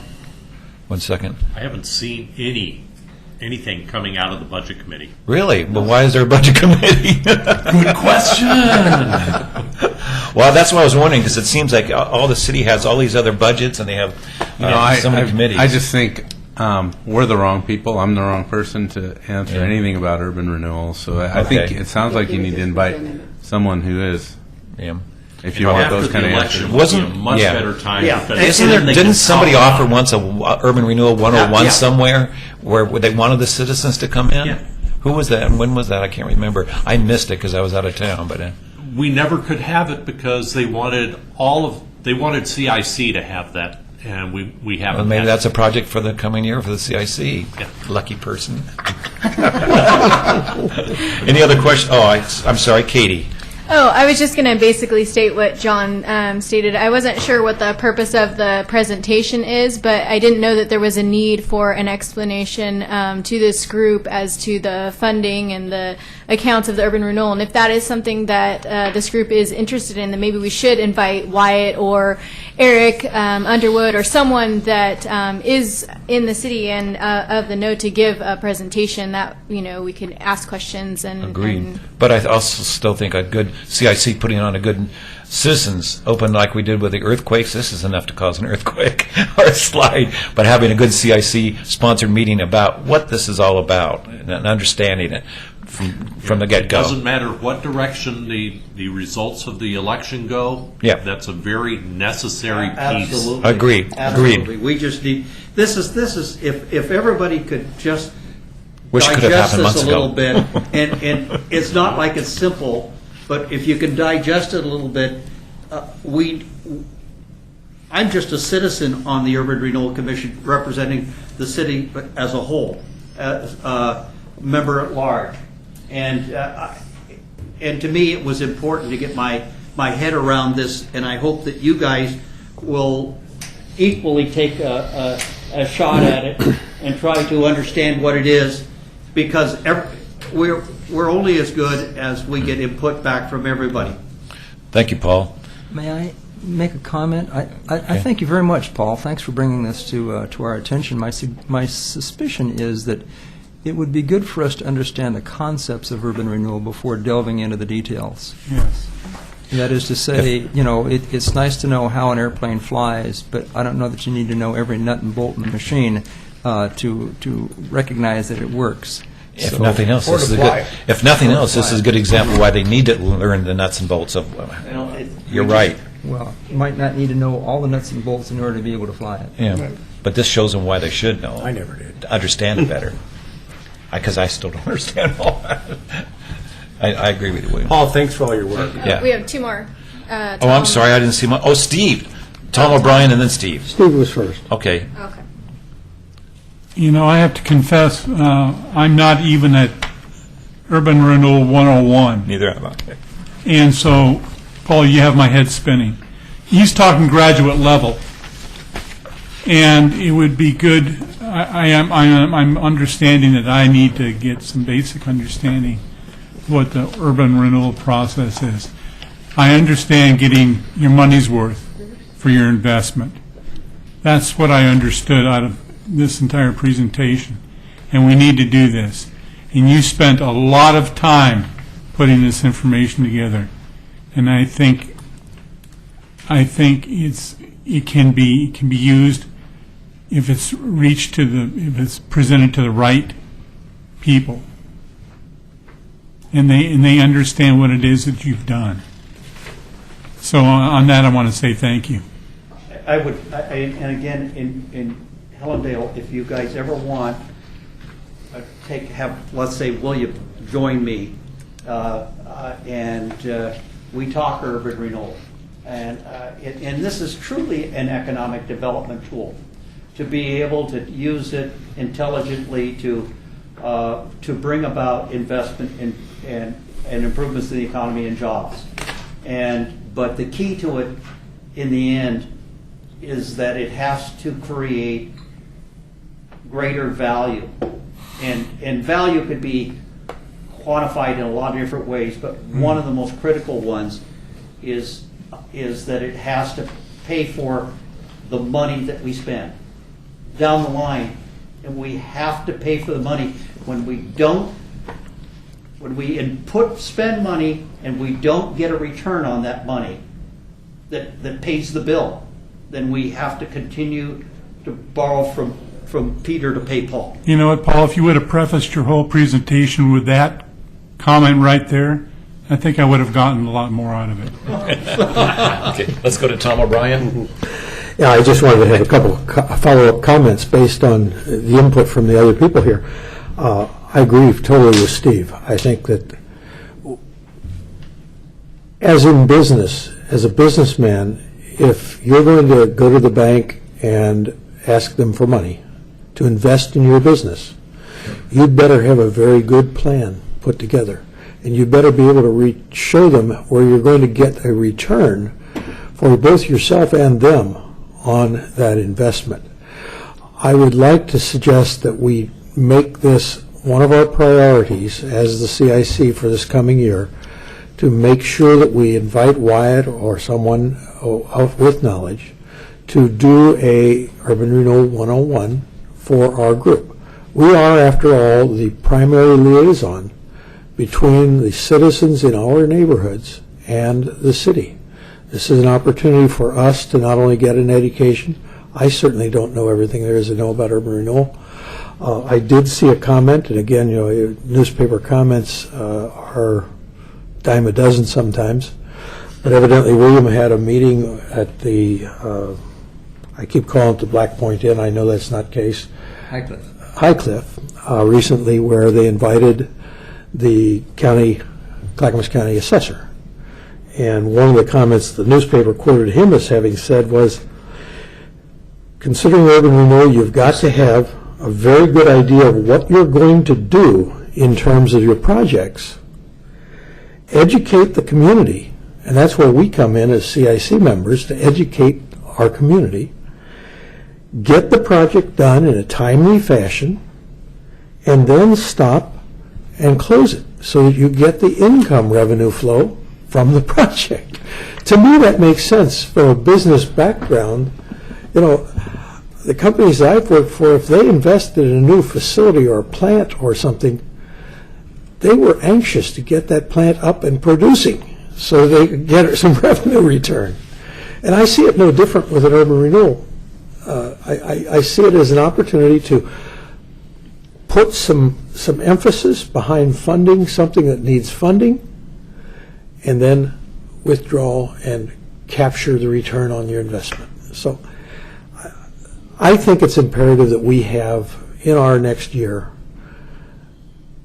whether it's Wyatt or whomever, I think Wyatt would do an excellent job of coming to us and explaining urban renewal. And maybe he tag teams with whoever the chairperson is for the Urban Renewal Budget Committee, because obviously they look at the numbers. they've got to know what those numbers are and, how it all fits together. Wyatt has a great financial mind, but I think the two of them helping one another in a presentation would help us to better understand and communicate with our citizens. This is, we're going to have within the Urban Renewal Commission a Urban Renewal 101 for the Urban Renewal Commission, okay? It is difficult for 90% of the lay people, 99%. In 15 minutes, I'm only turning over a stone Obviously. of a huge mountain, and it's all I've got to say is that it really represents real big dollars, lots of money, and that money impacts all of us. And we somewhere along the line had better get a handle on it. Okay. William's got one more question, then let's... Just briefly, thanks again for this, Paul. And Mr. O'Brien, I think you're absolutely right that this is something that the CIC can be useful in helping the citizens understand how urban renewal works. And that was one of the correct quotes out of that article. There were a few others that weren't. Back to Steve Anderson's comment about the bigger picture, about getting a return on investment. The example needs to be shown about what we did at Red Soils, where they started off with a tax value of $5 million, and when they closed that district, it was at $59 million. That's a lot of tax increment, and we can do the same down here. Oregon City established its urban renewal initially in 1977, and they froze the property value in the plan area at $50 million. And so everything that's been gained since 1977 is represented here in excess value. And that excess value is the money from that assessments against a tax rate that creates the revenue that flows into the urban renewal area. And right now, this year, it's going to be over $2 million a year on this latest assessor's calculations. And so this $2 million is a lot of money, and that $2 million comes from all of these other taxing districts. So that if we didn't have an urban renewal district, that excess value would be their value. And so we're taking their excess value and pulling it in, and we're supposed to invest it to create greater return. That's part of it. That's it. He's done. That's the game, is to take that excess value from everybody else And make it work for you. make it work. And so we're like investor agents for all of these people that are giving us money, and we're supposed to come out and with a return, and this just shows the 5-year track record. I'm sorry, I just signed up to represent my neighborhood, Paul. I didn't realize what I was getting into. Touche. Okay. With that, we're going to skip over the ASCO CPW. We have no time for that this evening. We're going. Oh, John's here. It's almost 10 o'clock. Okay, John. Keep it short. No, I'm just kidding. Okay, well, I do have several things I wanted to go over. I just handed out this ACTS newsletter. It's something that comes across my computer regularly, and when I think about what kind of information you might want to disseminate to your neighborhoods, it seemed like this was loaded with that kind of information. So driving in harsh weather, car seat safety, driving at night, various contacts that are in here, child safety seat check-in events that are coming. So when I saw it, I thought, oh, that's a great thing for the CIC. We'll give it, Bob, to the TAC as well. So I just wanted to pass that along, and you can use it or abuse it as you see fit. Who puts this out? It's ACTS Oregon. ACTS stands for something. Well, I can't remember it. Alliance for Community Traffic Safety. So take a look at that and use it as you wish. There's a website on it, and you can share that with your neighborhood as well. I'm also going to pass out a flyer that I got from breakfast I went to for that PGE puts on. They put on these quarterly breakfasts, and they talk about various things. It says, "Stay safe and be prepared." And there's lots of. They got the 7 steps to power restoration, which is the main point of their discussion. But on the back side of that is restoring power safely. And I think this is, if you've been watching the news, you see frustration with neighborhoods when there's a real emergency that comes up, and they see the public response or private response in the case of PGE, but they see those response teams out in their neighborhoods, and yet they don't see their lights coming back on or their power coming back on. And that's because they have an order to their madness sometimes. And so on the back side of this, it's restoring your power safely, and it talks about the different 7 steps to getting power back to your house on. And I think that's another good message that you could share with your neighborhoods. So I brought that as well.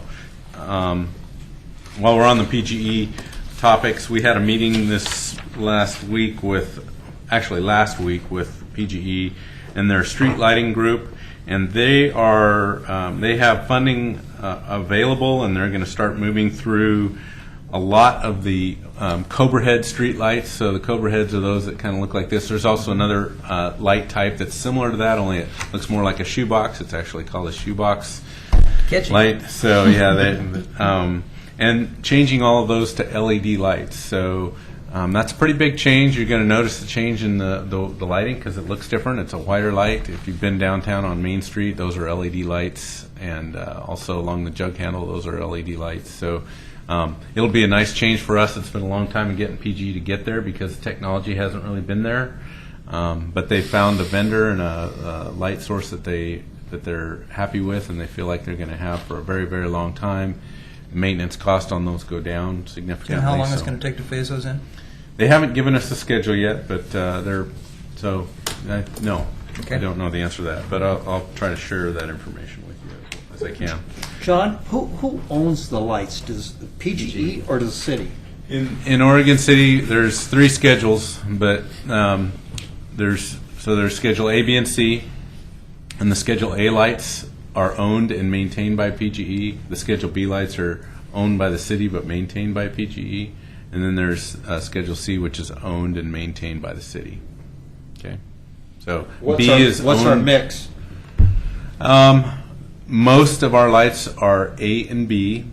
I think we have close to 6,000 lights in town, street lights, and then that are in that A, B, and C category. There's a 4th category, which is metered lights. So, for instance, everything on Main Street is now served by a meter, and those are our lights.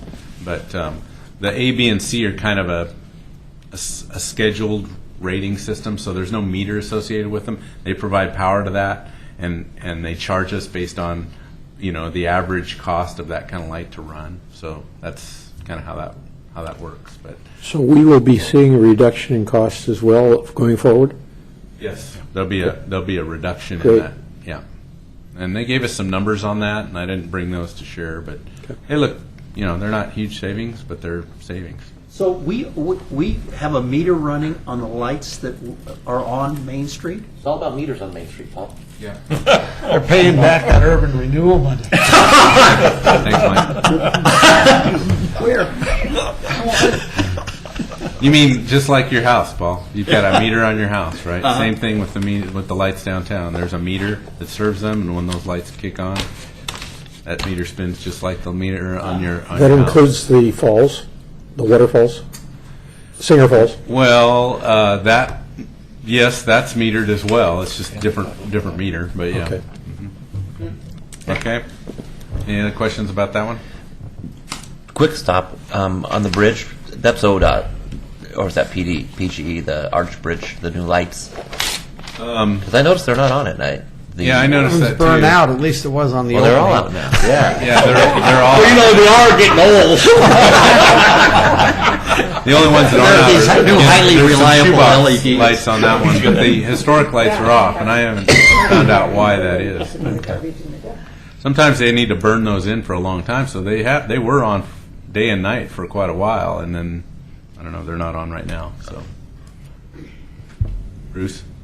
Yeah, you brought up the PGE deal, and I have a question. When you have a storm and your power's out, and it's, say, a branch falls and breaks the wire to your house, why do you have to get a permit and wait the 3 or 4 days it takes to do all this to get your power hooked back up? I don't know that you, well, I don't know that you have to get a permit, and That's what I was told. yeah. I worked for an electric utility for 20 years, and every time there was a storm, I was out on wire down. You can't tell at the house. Yes, you can tell that your line is down, but you don't know what's upstream of that. No, I understand that. I understand that. But they've gone through the first 6 steps.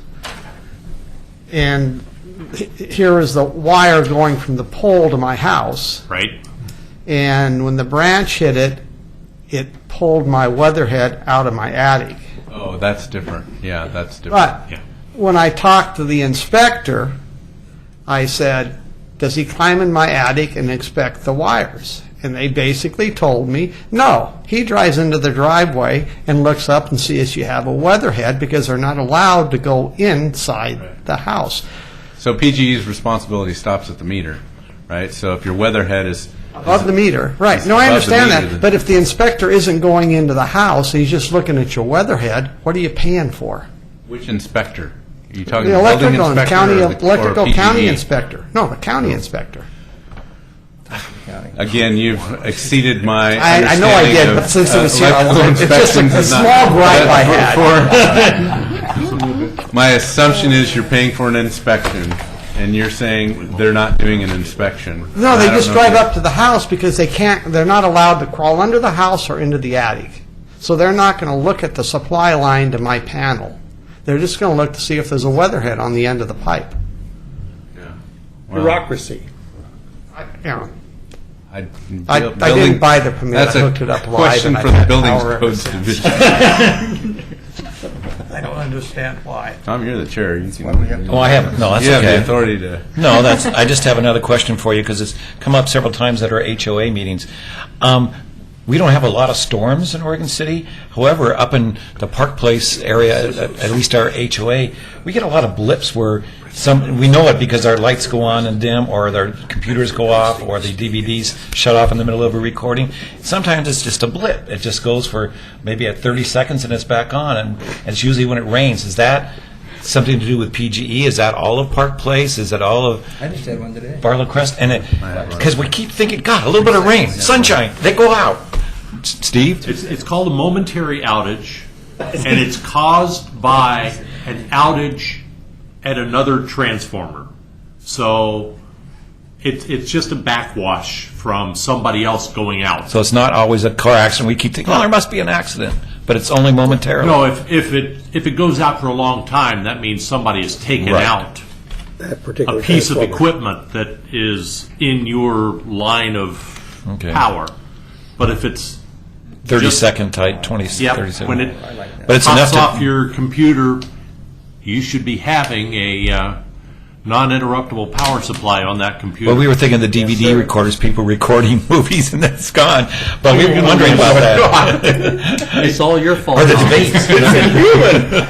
Well, no, it's just it has come up so many times since we've lived here, and we have underground wires in your area and our area, and we thought, well, what's disrupting it? There's a couple main I have the right to ask questions. power transmission stations that serve Oregon City, but there's lots of infrastructure between that and your underground system. So most likely everybody in your neighborhood is kind of experiencing the same problem. Yeah, they are. I have the answer to all of that.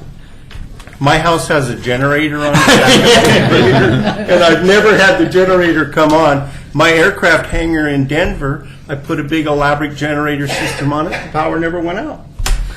Put a generator in. Yeah. So put a generator in. For the 30-second Scared it- interval. scared them to death. Okay, go ahead, John. Oh, Tom did? Okay, Tom. Tom, have one more? Did you have a question, Tom? I have a question. It's not on anything you've discussed yet, but I was Okay. going to ask it before, but go Maybe ahead. let me try and get through. There's some Please other do. things that I wanted to report. South End Road speed study that came up last meeting, and I was able to follow up. We got notice from ODOT that they were going to do the speed study in June of this year. I talked to them today. That they tell me that their one guy that does speed studies is about 6 months behind, and there's 3 more speed studies that are in front of South End Road's speed study. So, and their plan is still on the list, still live, active. They hope to have that done in the next 4 to 6 weeks. So I wanted to Wow. And where are they going to, how, South End Road's a long road. It's pretty much part. My recollection, we'd specifically describe that. I think it's from Partlow Road to the city limits. There was a question that came up last time about Redland Road and the striping, and we've heard a lot of calls about Redland Road as you approach Highway 213 on Redland Road. It's gone from 2 lanes to 3. So there's 2 left turn lanes and 1 right turn lane, and there's some. Well, I would just say right now the Joe Candle project in general has got some. The 2 major issues. Well, there's landscaping, but the 2 remaining items are striping and signage, and those 2 subcontractors have been a challenge. And I won't say that's all, because they're problematic contractors. I just say that they've got some challenges behind them, and with the weather and the type of striping that we're asking to be placed on that, it's just been problematic. But that Redland Road leg, I think that. I don't remember who raised the concern, or it was just confusing there about if you're in before when you were in the right-hand lane, you would come up and you had the option of turning left or going right, and so now if you're in that right-hand lane, you have to turn right. So signage will be improved. It's much better than it was, but it takes you a little bit to figure that out. So if you're Still newbie there, you're sitting there wanting to get into the other lane. Right, wanting to get into the other lane. So that's coming. The contract completion date on that's December 31st, but we know there's a couple of weather-related items that we're going to extend that contract for. So. Also, another thing that came up last week was a question about Rivercrest Spray Park and the fact that the water was on all night. I don't know if that was Bruce that brought that up or somebody else brought up Rivercrest. Eileen. Was it Eileen? Eileen. Okay.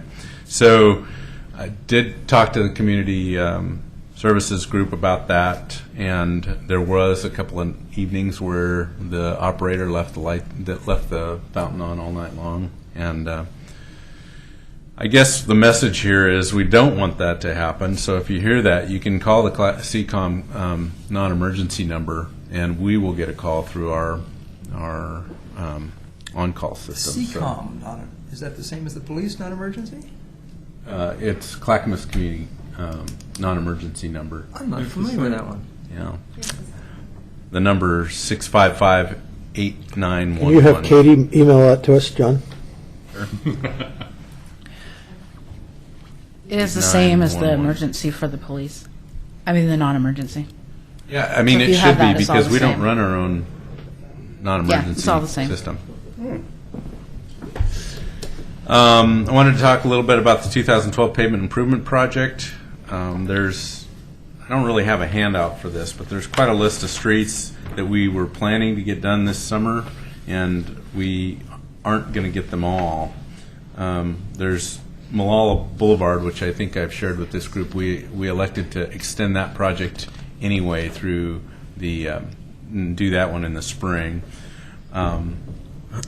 There's a couple other small projects the bigger one is Gaffney Lane near Malala Boulevard. That was one of the projects that we were planning. So I know you're a Gaffney Lane representative.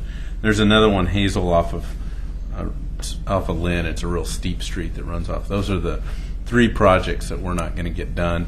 And in fact, we've struggled with this contractor a lot this summer, part of which was just getting them to come here in a reasonable time frame. So right now we're talking to them about ending their contract and rebidding all those projects. We know we're not going to get them done this paving season. We got a lot of paving done, Division Street being one of them, Berkeley Hills, South 2nd.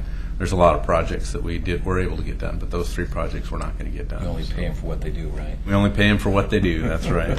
And And we've struggled. It's just been kind of a battle, and they're a decent company. I think they just maybe have a project manager, or maybe their situation is not quite what we'd like it to be. So, John, excuse me. A comment was made that CCOM non-emergency number is the same as the police, but you said it's 655-8911? And the police is 655-8911. And the police is 8211. Oh. So it's So close. it is different. It is Close. different. That was for the listening audience, if they... You'll have no more mistakes like that, young lady. I will correct myself tomorrow night when I go there. We have our own fact checker here. a little warning. I'm not sure if you received a notice. There was a notice that went out from a company called HomeServe. It was about, it's called a service line warranty program, and they basically offer insurance. They're insuring property owners against failure of their water service line between the meter and the house, or their sewer line between their house and the property line. And we're seeing, we're not that familiar with them. There's actually 3 companies that are shopping the similar kind of service: Utility Service Partners and American Water, and then HomeServe. And none of them are at this point city-sponsored programs. Good to And know. I just wanted to encourage you and your neighbors to do your due diligence when it comes to accepting any kind of insurance policy. Do any of the 3 have business licenses to do business in Oregon City? Not that we know of. Not that we know of. And the only one that I know of that's actually reached out to residents in Oregon City is HomeServe. I believe there's, we got a copy of a letter from the mayor who had received one, so some of you may have gotten one as well. Yes. The sewer line just to the property line?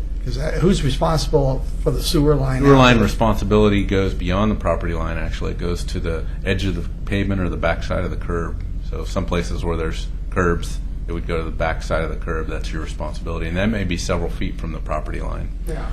I And know then, the property line. and then if there's no curb, it would be to the edge of the pavement, which also would be usually fairly far from the property line.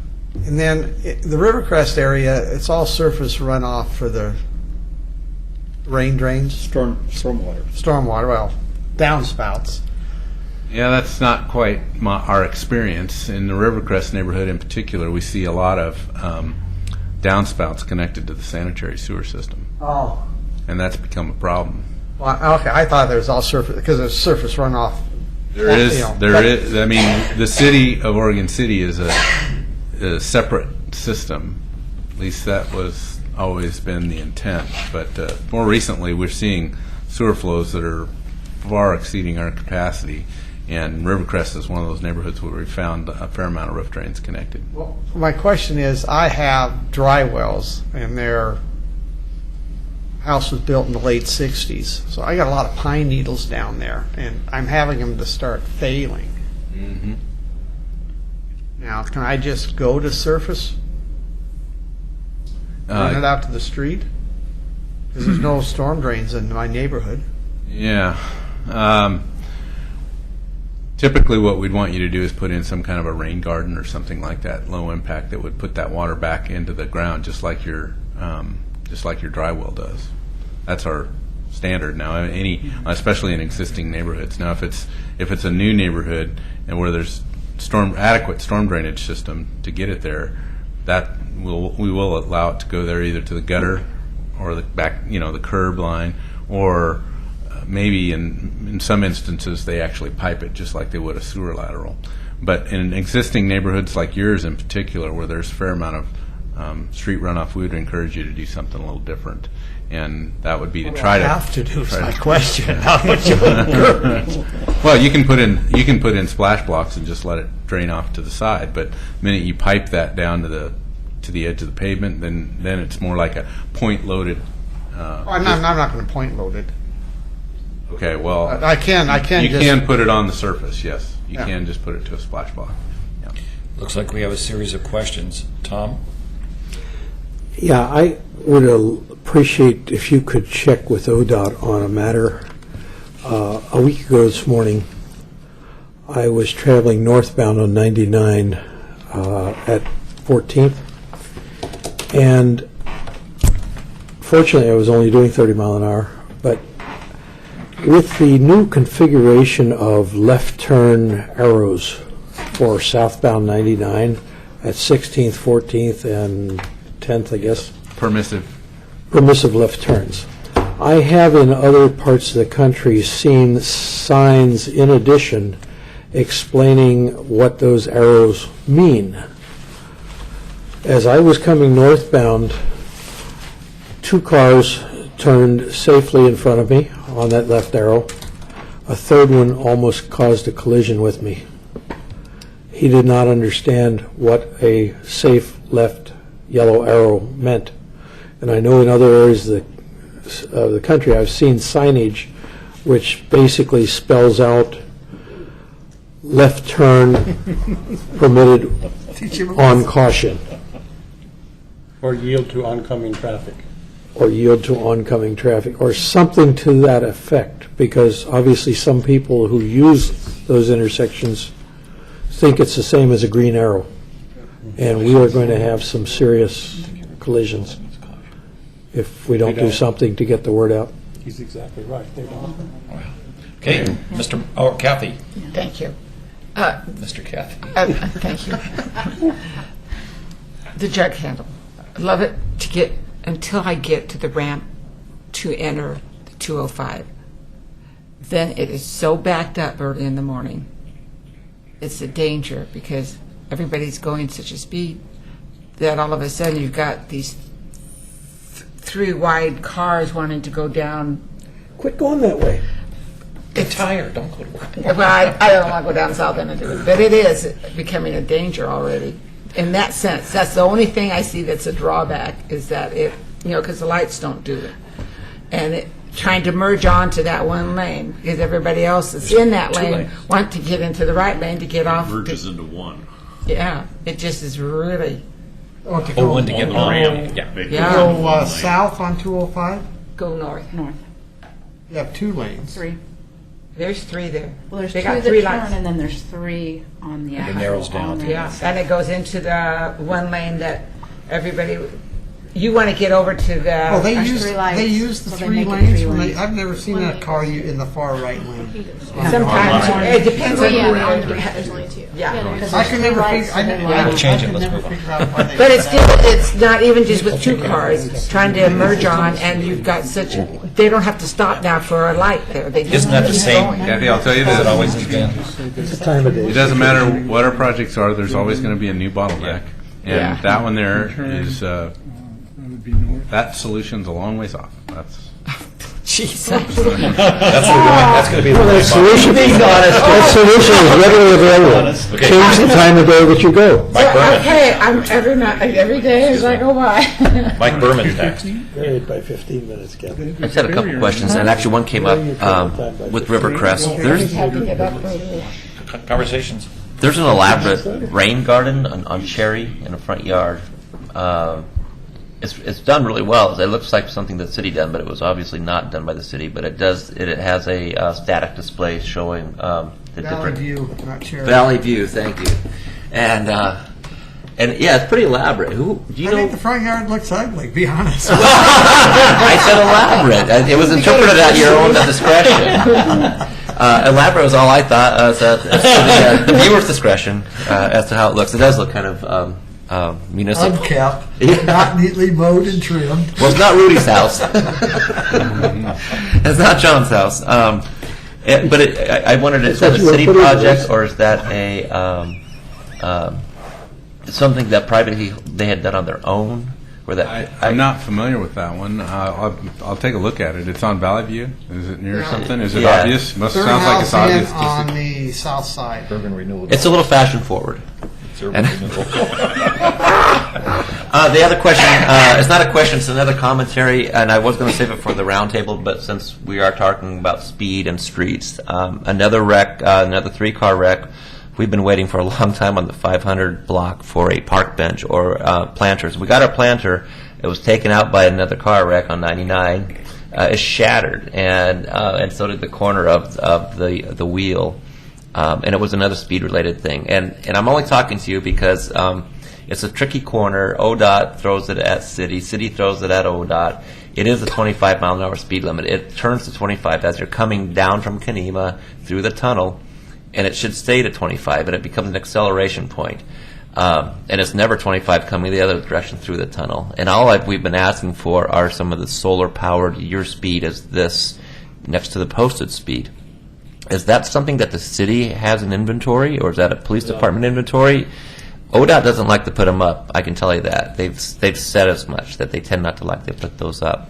But it's a critical corner, and it's important for safety, and it's important to save our investment in flower planters, and it's an important thing for commerce, for people to be able to slow down and maybe take a right-hand turn onto Main Street and buy a Christmas ornament or a pop or a loaf of bread, or maybe some liquid bread, and it really is truly is hard on commerce. Either way you're coming, and we finally got a Main Street thing, but there's nothing that really says gateway to Oregon City coming from Canby or coming off of the 205 or the Westland Bridge or coming from Gladstone. How about a banner on the overpass? Yeah. But it's been something that I've spoken to since I've been on the CIC and a little bit before that. And it goes nowhere. It just goes in a circle. John? No, I haven't. John, all of us that drive down the hill on Highway 99 to the tunnel, the average speed coming down that hill is 45. 40, 45. Right there, coming down there. So you get I've seen you do it, Paul. It is our dead man's curve. I'm only clocking them. I thought it was 65, I'm sorry. Pacing them. Okay. Well, your question you had about the speed that you're going, when we have a problem in our neighborhood, they will bring portable signs from the police station and put it up. And you used to call Officer. Call Chris. She's retired now. Yeah, if you call Chris Wadsworth, that she probably has a connection on how to get the signs, because they move them around different parts of the city. There's two portable. Actually, I need to talk to Mike's question. The city has police department have the trailer mounted rig, so they've got one of those, and that's the one with the trailer, and it takes up a fair amount of space. The public works department has 4 of the solar mounted signs that or the signs that have a solar panel on top, and we put those on posts, and we move those around based on feedback that we get from the Transportation Advisory Committee. Now we wouldn't be able to put that sign. I mean, we'd have to get permission from ODOT to put that sign in there right away. Okay, and we've never asked them for that, but if it was, we're talking on the downtown side of the tunnel. I know the speeding happens all the way down the hill, but there's not really a great place to add a sign. Well, actually, if you put it behind Dr. Stanley's office where the natural gas line was taken out by a speeding car, it's a great corner when there's not a car parked there. Be prepared to lose your sign, though. And it is a good spot. If you're coming through the tunnel, it really would grab attention to be there, I think. And I don't think that Mrs. McMillan would mind having it parked on her spot there. If you look at where the sign is when you're coming down Lynn and you're turning onto 7th. Yes. Kind of or 5th, right there. You get that kind of that place in the curve, because that really catches people when they're making the high speed. Well, Lynn's 35 miles an hour. Well, I think the idea is to create kind of a NATO Parkway. I'm just talking about the corner. We're talking about 5th. On to 5th. 5th is 25. 25. I think that the inspiration would be like a NATO Parkway, where it's really regimented. It's definitely slowed. You're definitely slowed down, and they did that on purpose to increase safety from the waterfront to this downtown, which we also have the same situation, but also to increase commerce. I know that to be true. Okay, I think I heard that. I understand what you're asking for. Thanks, John. Anything else, John? No. Okay, I'll have a question for you under roundtable. Okay, Land Use Committee, any? Wait, one more question. Oh, sorry, I didn't see that up. You can just grab the whole thing. Yep. So, John, I have a question about the trees that were cut down in front of the Murdy Stevens house. Is that something that was just done with permits? Stevens Crawford, you mean? Or Stevens Crawford, yeah. Again, that's through Community Services Department, and it was just done because we were at the McLaughlin neighborhood meeting, and they told me that they were in the process of doing that. But I don't have any details, Ingrid, on that. I don't know. I'm assuming they got permits, and I'm assuming it was done through the Parks Department. But Because it just shocked me to see them gone today. Yeah. I've got a video of them coming down. It was amazing to watch them take it down. I can answer your question. I think it was taken down by the Historical Society because the trees were dead.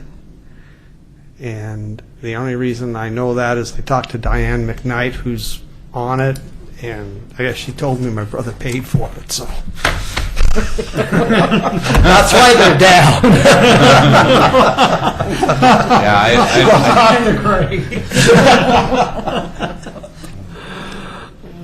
Okay. All right, then moving on, Land Use Committee report. There is some things that are happening in land use that we should be aware of. And there's a proposal for a new building to go in at a plumbing company down on Abernathy. They're working on it. And one of the interesting things is we've got to kind of get a handle on is there's a concern in some of the developers that it's too difficult to come through and actually go through the maze to get a building approved, to get some construction going on. And this is being echoed around, and this is going to be a good opportunity to find out if in fact, this building owner, business owner, is able to effectively build a two-story building backing right up to the Kelly Field. What's the old the museum or the property there? Interpretive Center? The Interpretive Center, right? So it's right between the Interpretive Center, public land, and Abernathy. So he wants to, but it's in the floodplain, and so he's in the process of starting that process. And I'm hopeful that we can finally get some people building and feeling that they can get it through. And people are walking away from projects because they perceive that it's just too difficult. So this is kind of going to be to me a test case that I want to watch to see what happens. Is that because that's on the list here. Yeah, right? Since that's in the CIC, is that something that our Land Use Committee? The point that I was going to make is the Land Use Committee. I don't think anybody else in the committee has heard of these things. No, we should be Can we getting get included in that loop? Yeah, we should be aware of that. That's what I was going to ask. I kind of think so. Yeah, well, when does that due? I mean, are we going to have? They're doing the. It's interesting to me. I think we should be knowing some of the stuff, but it's all happening in planning department right now, and except for talking to pre-planning. It's pre-planning, but the people they were talking to me because they found out that I was on the CIC land use, and they're just saying, is this going to be overwhelming? They want to do it. They have money, and the next question is, can money and the owners come together and get a plan through the city? So there's no formal one that they're working. They've got an architectural plan right now. They have a pre-app in? Yes. Okay, and we really can't do anything until they get an application in. Okay. Okay. But they should make a presentation to us. Yes. I mean, that's required. Did they come to Park Place at all, Steve, or just to the CIC? I guess to the CIC. It's just the CIC area. Okay, all right. And it's just primarily just downtown. Well, they're supposed to make, that's in the CIC district, and they have to make a presentation. Is there any other Land Use Committee? I mean, no. Okay, that's it? Okay. Moving on. Old business maybe on land use. Sorry. Did you contact anybody about the McDonald's idea? We discussed at length last month. No, I didn't. Okay. Okay. Isn't that something that could, when it comes to before us, or is that something you can do before it? That's something we ought to do before they come up with their plans. Okay, all right. Somebody needs to reach out to them. Okay. Paul, did you hear that? What? Not sure when it's going to become before planning, or if it's in pre-planning or what. Someone needs to reach out to them, and I know you had brought up that idea. Are you going to try and do that between now and next meeting? Make a citizen comment at the city commission. Yeah. Okay. It's been making Right. phone boards. Okay, moving along. Katie's going to talk, just mention something about bylaws and hopefully the insurance. Yes. Okay. The city attorney's office is currently reviewing the city's liability insurance policy as it relates to the neighborhood associations.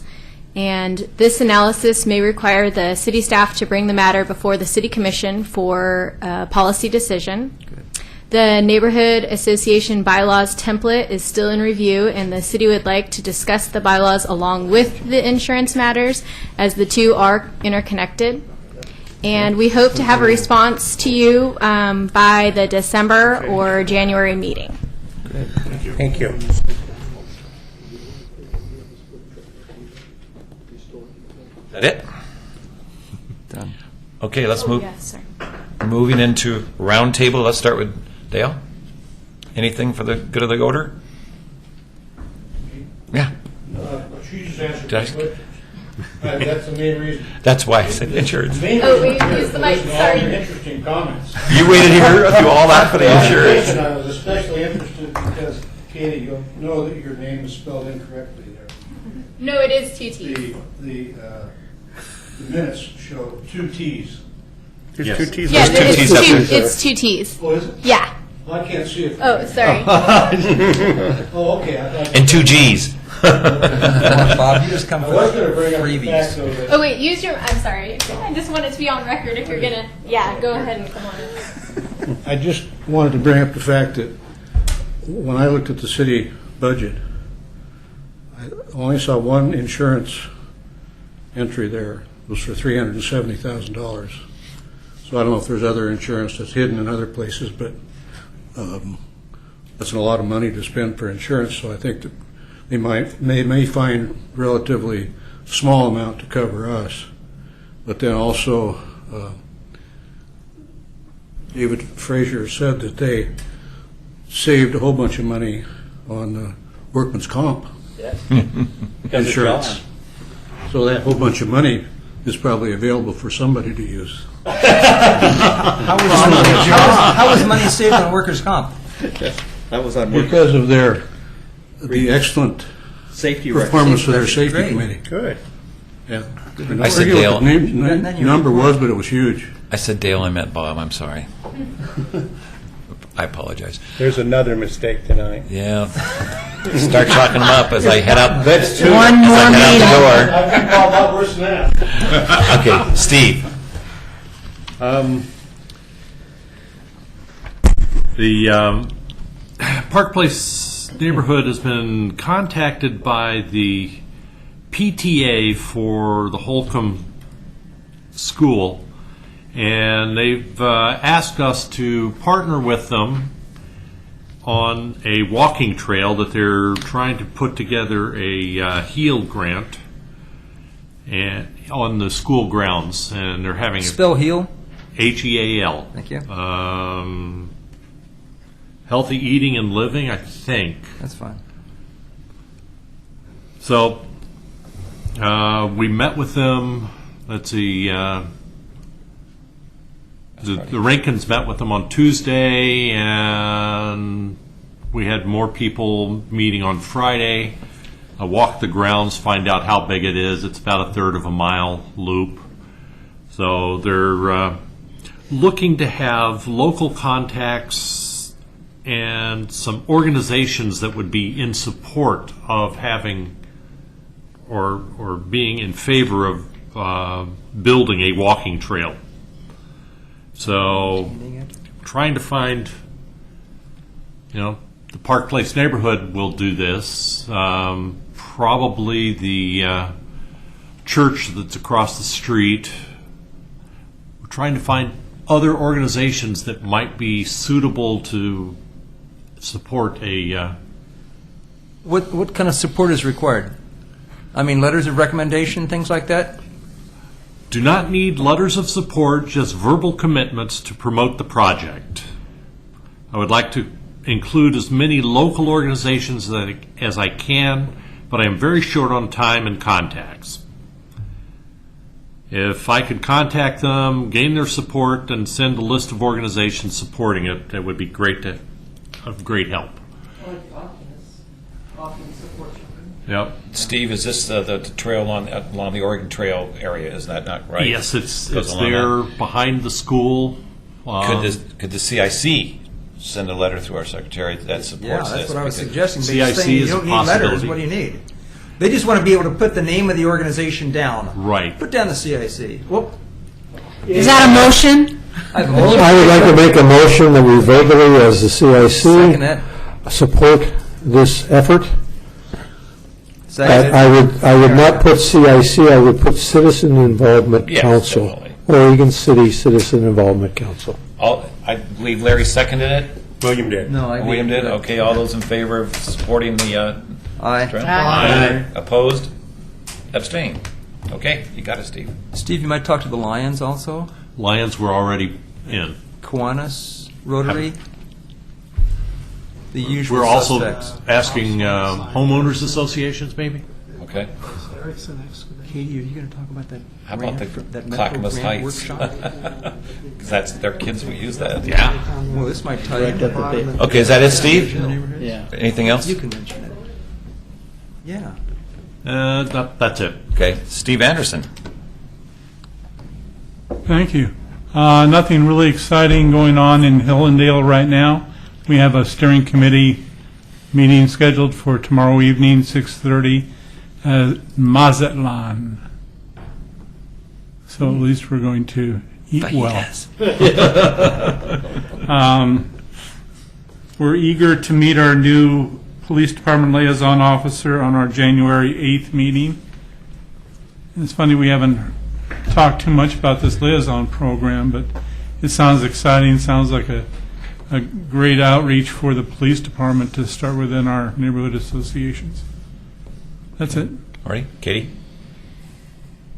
Yeah, you still stole my thunder there. I was going to bring Did that I? up since you all received, or will you you all forgive should me? have received, an email from Lieutenant Band. Sent out a couple of emails to all of the CIC members. If you did not receive that, please let me know, and I can forward those emails to you.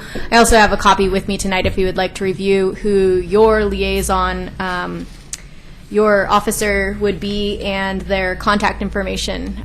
He had sent that out by email, but I have it with me tonight if you're interested.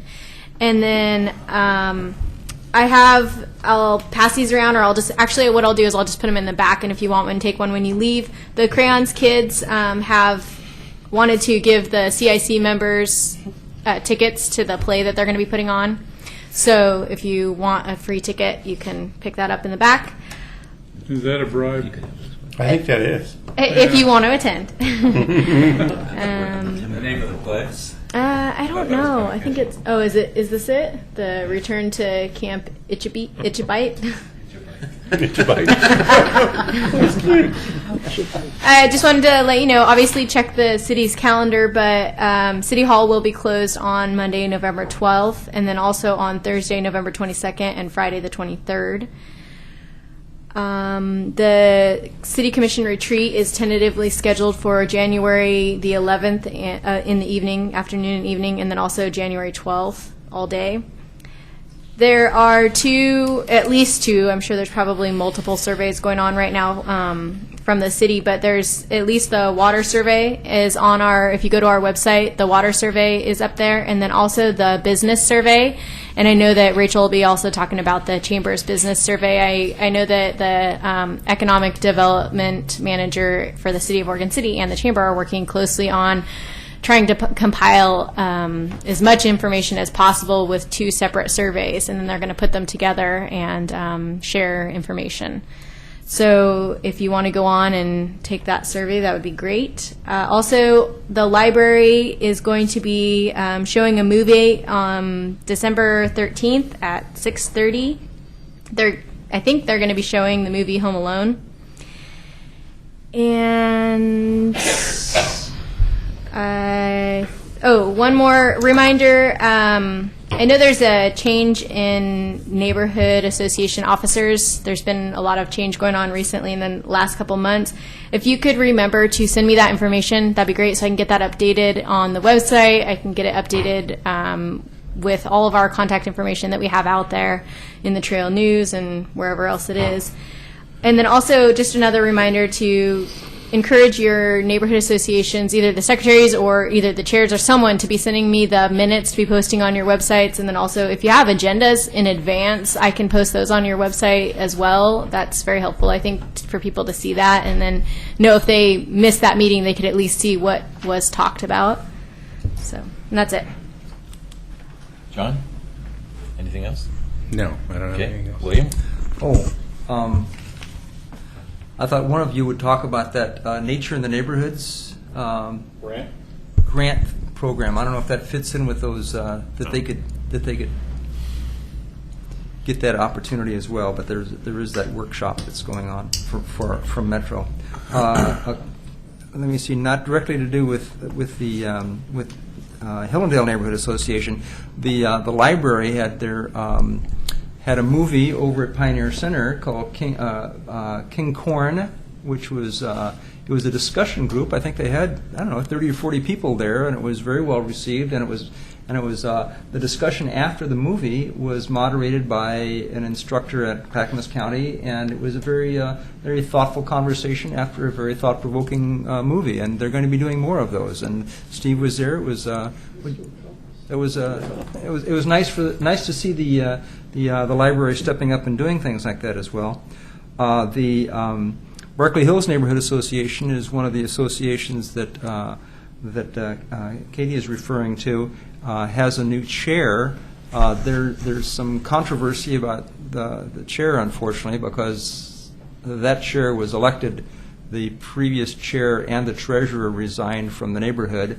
So if you want more details on that story, I'd be happy to talk to you about it personally, not on TV, but that's kind of a complicated issue. And I'll let Amy talk about the exciting news in Gaffney Lane. So that's all I had to talk about. Those are just teasers. Larry. At Caulfield, we don't have anything exciting like that, but we do have an issue that we are wanting to address. And with the new construction by the high school, the parking from the high school and the new neighborhood is kind of trickling into our neighborhood. And our neighbors went out on their own and bought signs that say parking for residents only. The question is, can we put them up? Power of the people. So we'll get back with you in due time on that, John. So. But, we want to have our ducks in a row before we get too involved in that. But it is becoming an issue. We had a fire that was caused by the high school kids next to one of the school teachers' homes. And that kind of is a part of the parking issue. We really don't want those kids down there throwing cigarettes and the bark dust and trying to burn the teacher's house down. We kind of frown on that. Other than that, we're doing real well. Larry, I'm glad you brought up ducks in a row, because I wanted to thank Greg for these great colors of green and yellow and the little bands he gave us. I mean, win the day, it couldn't be much better. I was going to give these to Chip Kelly. You moving Plan, to Westland? prepare, and train. Tom, you moving to Westland? That's Jesuit. No. No, it's all duck. Actually, during your first meeting in January, who knows, maybe I'll be in Miami at the National Championships. And that was my lighthearted one. On a more serious note, this is a lead-in comment before my question. I think you all agree with me. As Oregon City residents, we're happy, but as Clackamas County residents, how embarrassing that we're on the news so much lately. I mean, first it's Clackamas River water, and now it's the ballots up there at the elections office. And I keep thinking, how embarrassing for us. And the reason I say that is because I started thinking about Clackamas River water. As you know, John, as it has come up, our area of Trailview is on one side of Winston Drive, and we're under Clackamas River water. So we started wondering, is the rate rollback in Oregon City impact the Clackamas River water that's delivered to our area? Is Barlow Crest also on Clackamas River, or are they on Oregon City? Do you know? You're our customer. You're our customer. You're just fed by. But our billing comes from Clackamas River water, not Oregon City. And that's what we were wondering. Will that rate rollback impact? I hear there's another area of Oregon City that has Clackamas River water. There are a couple areas. I'm wondering about the rate rollback. They've asked me, and I'm going, I'm not sure. I'll ask. Well, I guess I need to get an answer for that too, because I'm not sure. I'm just going to answer your question as it was told to me. We had the water people do the little seminar, and that question was asked, and the gentleman that has the rusty pipes, Eli answered the question with, the city had bought that out, and it's all city water. That the Clackamas River water is now Oregon City. Yeah, that's the piece that I'm not sure about. If they're getting their bill from Clackamas River water, and your rates are established by Clackamas River water, they would not be affected by the rollback. That's my initial thought on that. From what I understand, nobody's running the ship in the Clackamas River water right now. But there's smoke things there, Tom. Yeah, really. Hey, as I in one, I could join another. It was interesting because today, as some of us got our bill, it showed what your bill was the month before, and you paid it all off. But then the next bill, let's say it's $59, they billed us $5. There's something going wrong with their system too. So I'm going. That just adds to more of the Clackamas River water. It's a good question, Tom. Yeah. So thank you for that information. But I would be interested in knowing that further. I'll get an answer for that. And if it's not, please don't bring us to Oregon City. We'll just stay happily in Clackamas River water, not have to deal with the rate rollback. Anyway, on to Mike. Other than the traffic that we talked about, Halloween on Main Street was awesome. It was a great event this year. Weather was just right. Everybody had fun. A lot of people saw the bridge and the new downtown lights that haven't been downtown yet or haven't had a chance. So that was probably about the most fun we've had in a while. And other than that, not much else to talk about. What did you go as? A poodle. Don't ask. I don't want the visual thing. Mr. O'Brien. Never laugh at your friends, but that's funny.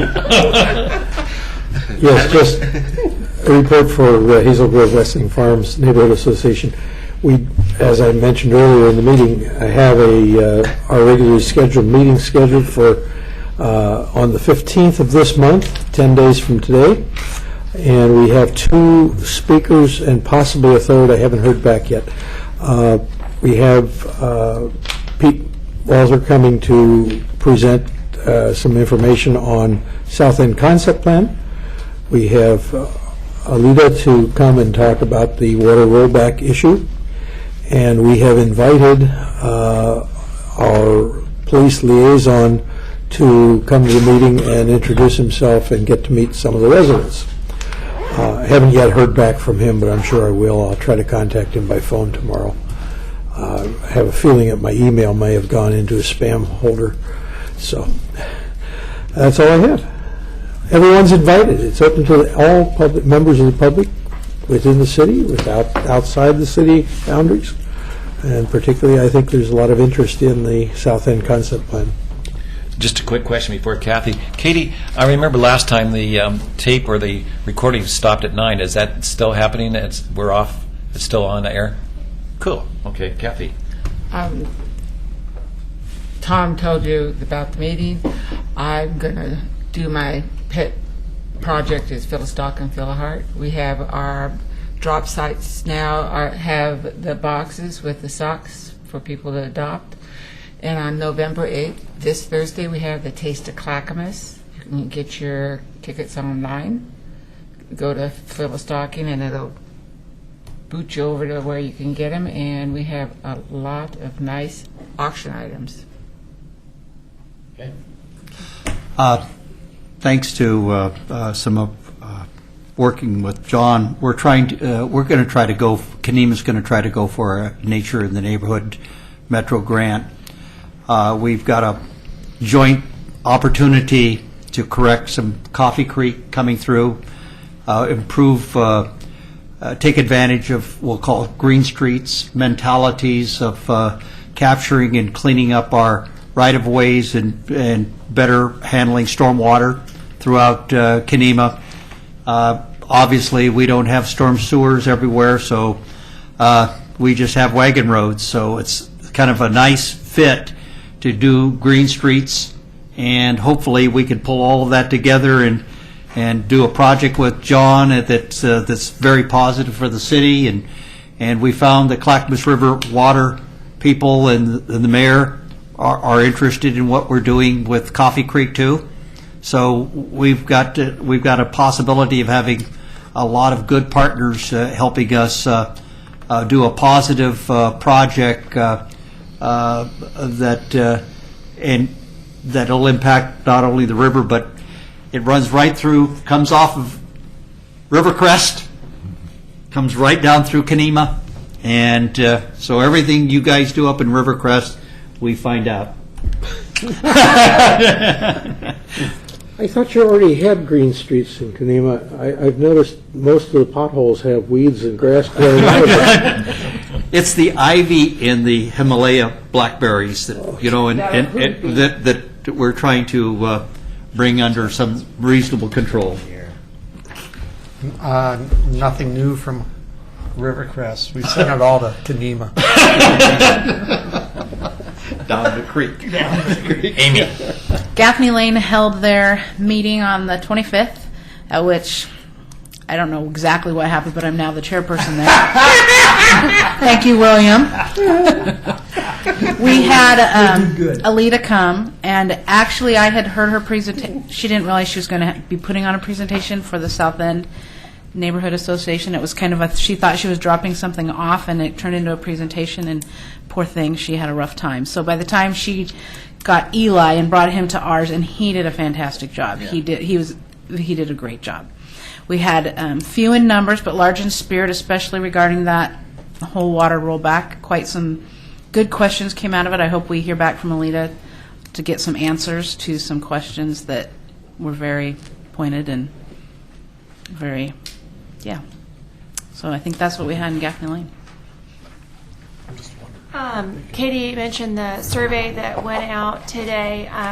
We're just looking to get feedback on how we can better serve the business community. So if you are a business owner or know of a business owner, we just encourage filling that out. It's members and non-members. Correct. And I think the survey that was sent out from Katie actually was a non-member, so non-members of the chamber. That was the survey that was sent out. So yeah, just encourage participation in that. We have a new business that we welcome to the chamber, Oregon City Physical Therapy. They're located on Main Street in the Rivers Crossing Professional Center. They opened on October 22nd. They're having an open house on November 15th from 5 to 8 p.m.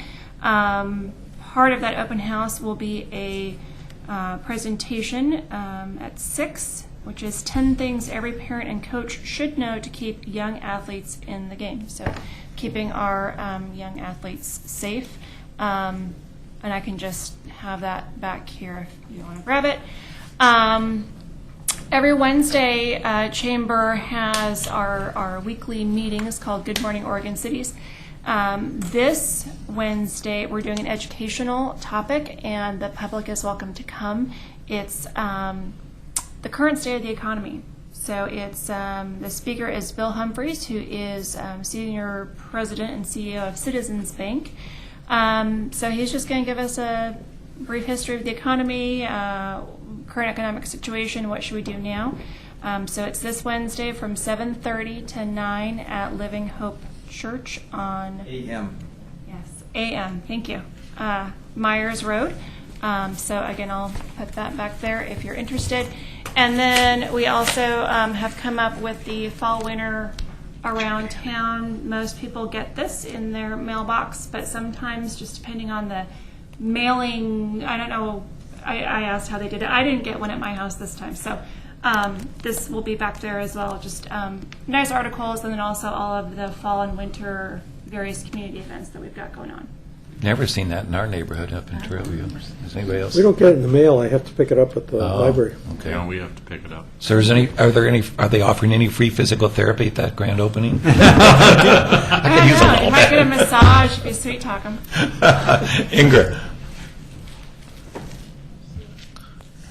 The South End neighborhood met in October and had the members, or the people who are running for city commission, come and talk, and we were unavailable to attend, but that's one of the things that the South End neighborhood, some of the people really wanted to have it so that they could have some political input, and so they invited all the candidates instead of just some of the candidates.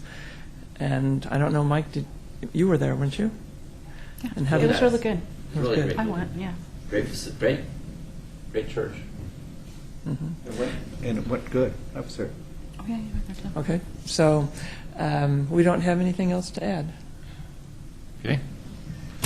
Mike? Okay, just a quick comment on the same time they had that. It was a tug of war for me because that's where the Willamette Symphony was practicing, and I never knew where they practiced, and it was really awesome. Okay. Well, with that, our meeting comes to a close, and we hope, if you've lasted through this meeting, that if you haven't voted, that you will vote by 8 p.m. tomorrow night. Drop your ballots off up at the Red Soils building. Thank you very much. Right here. Right here. We'll see you in December.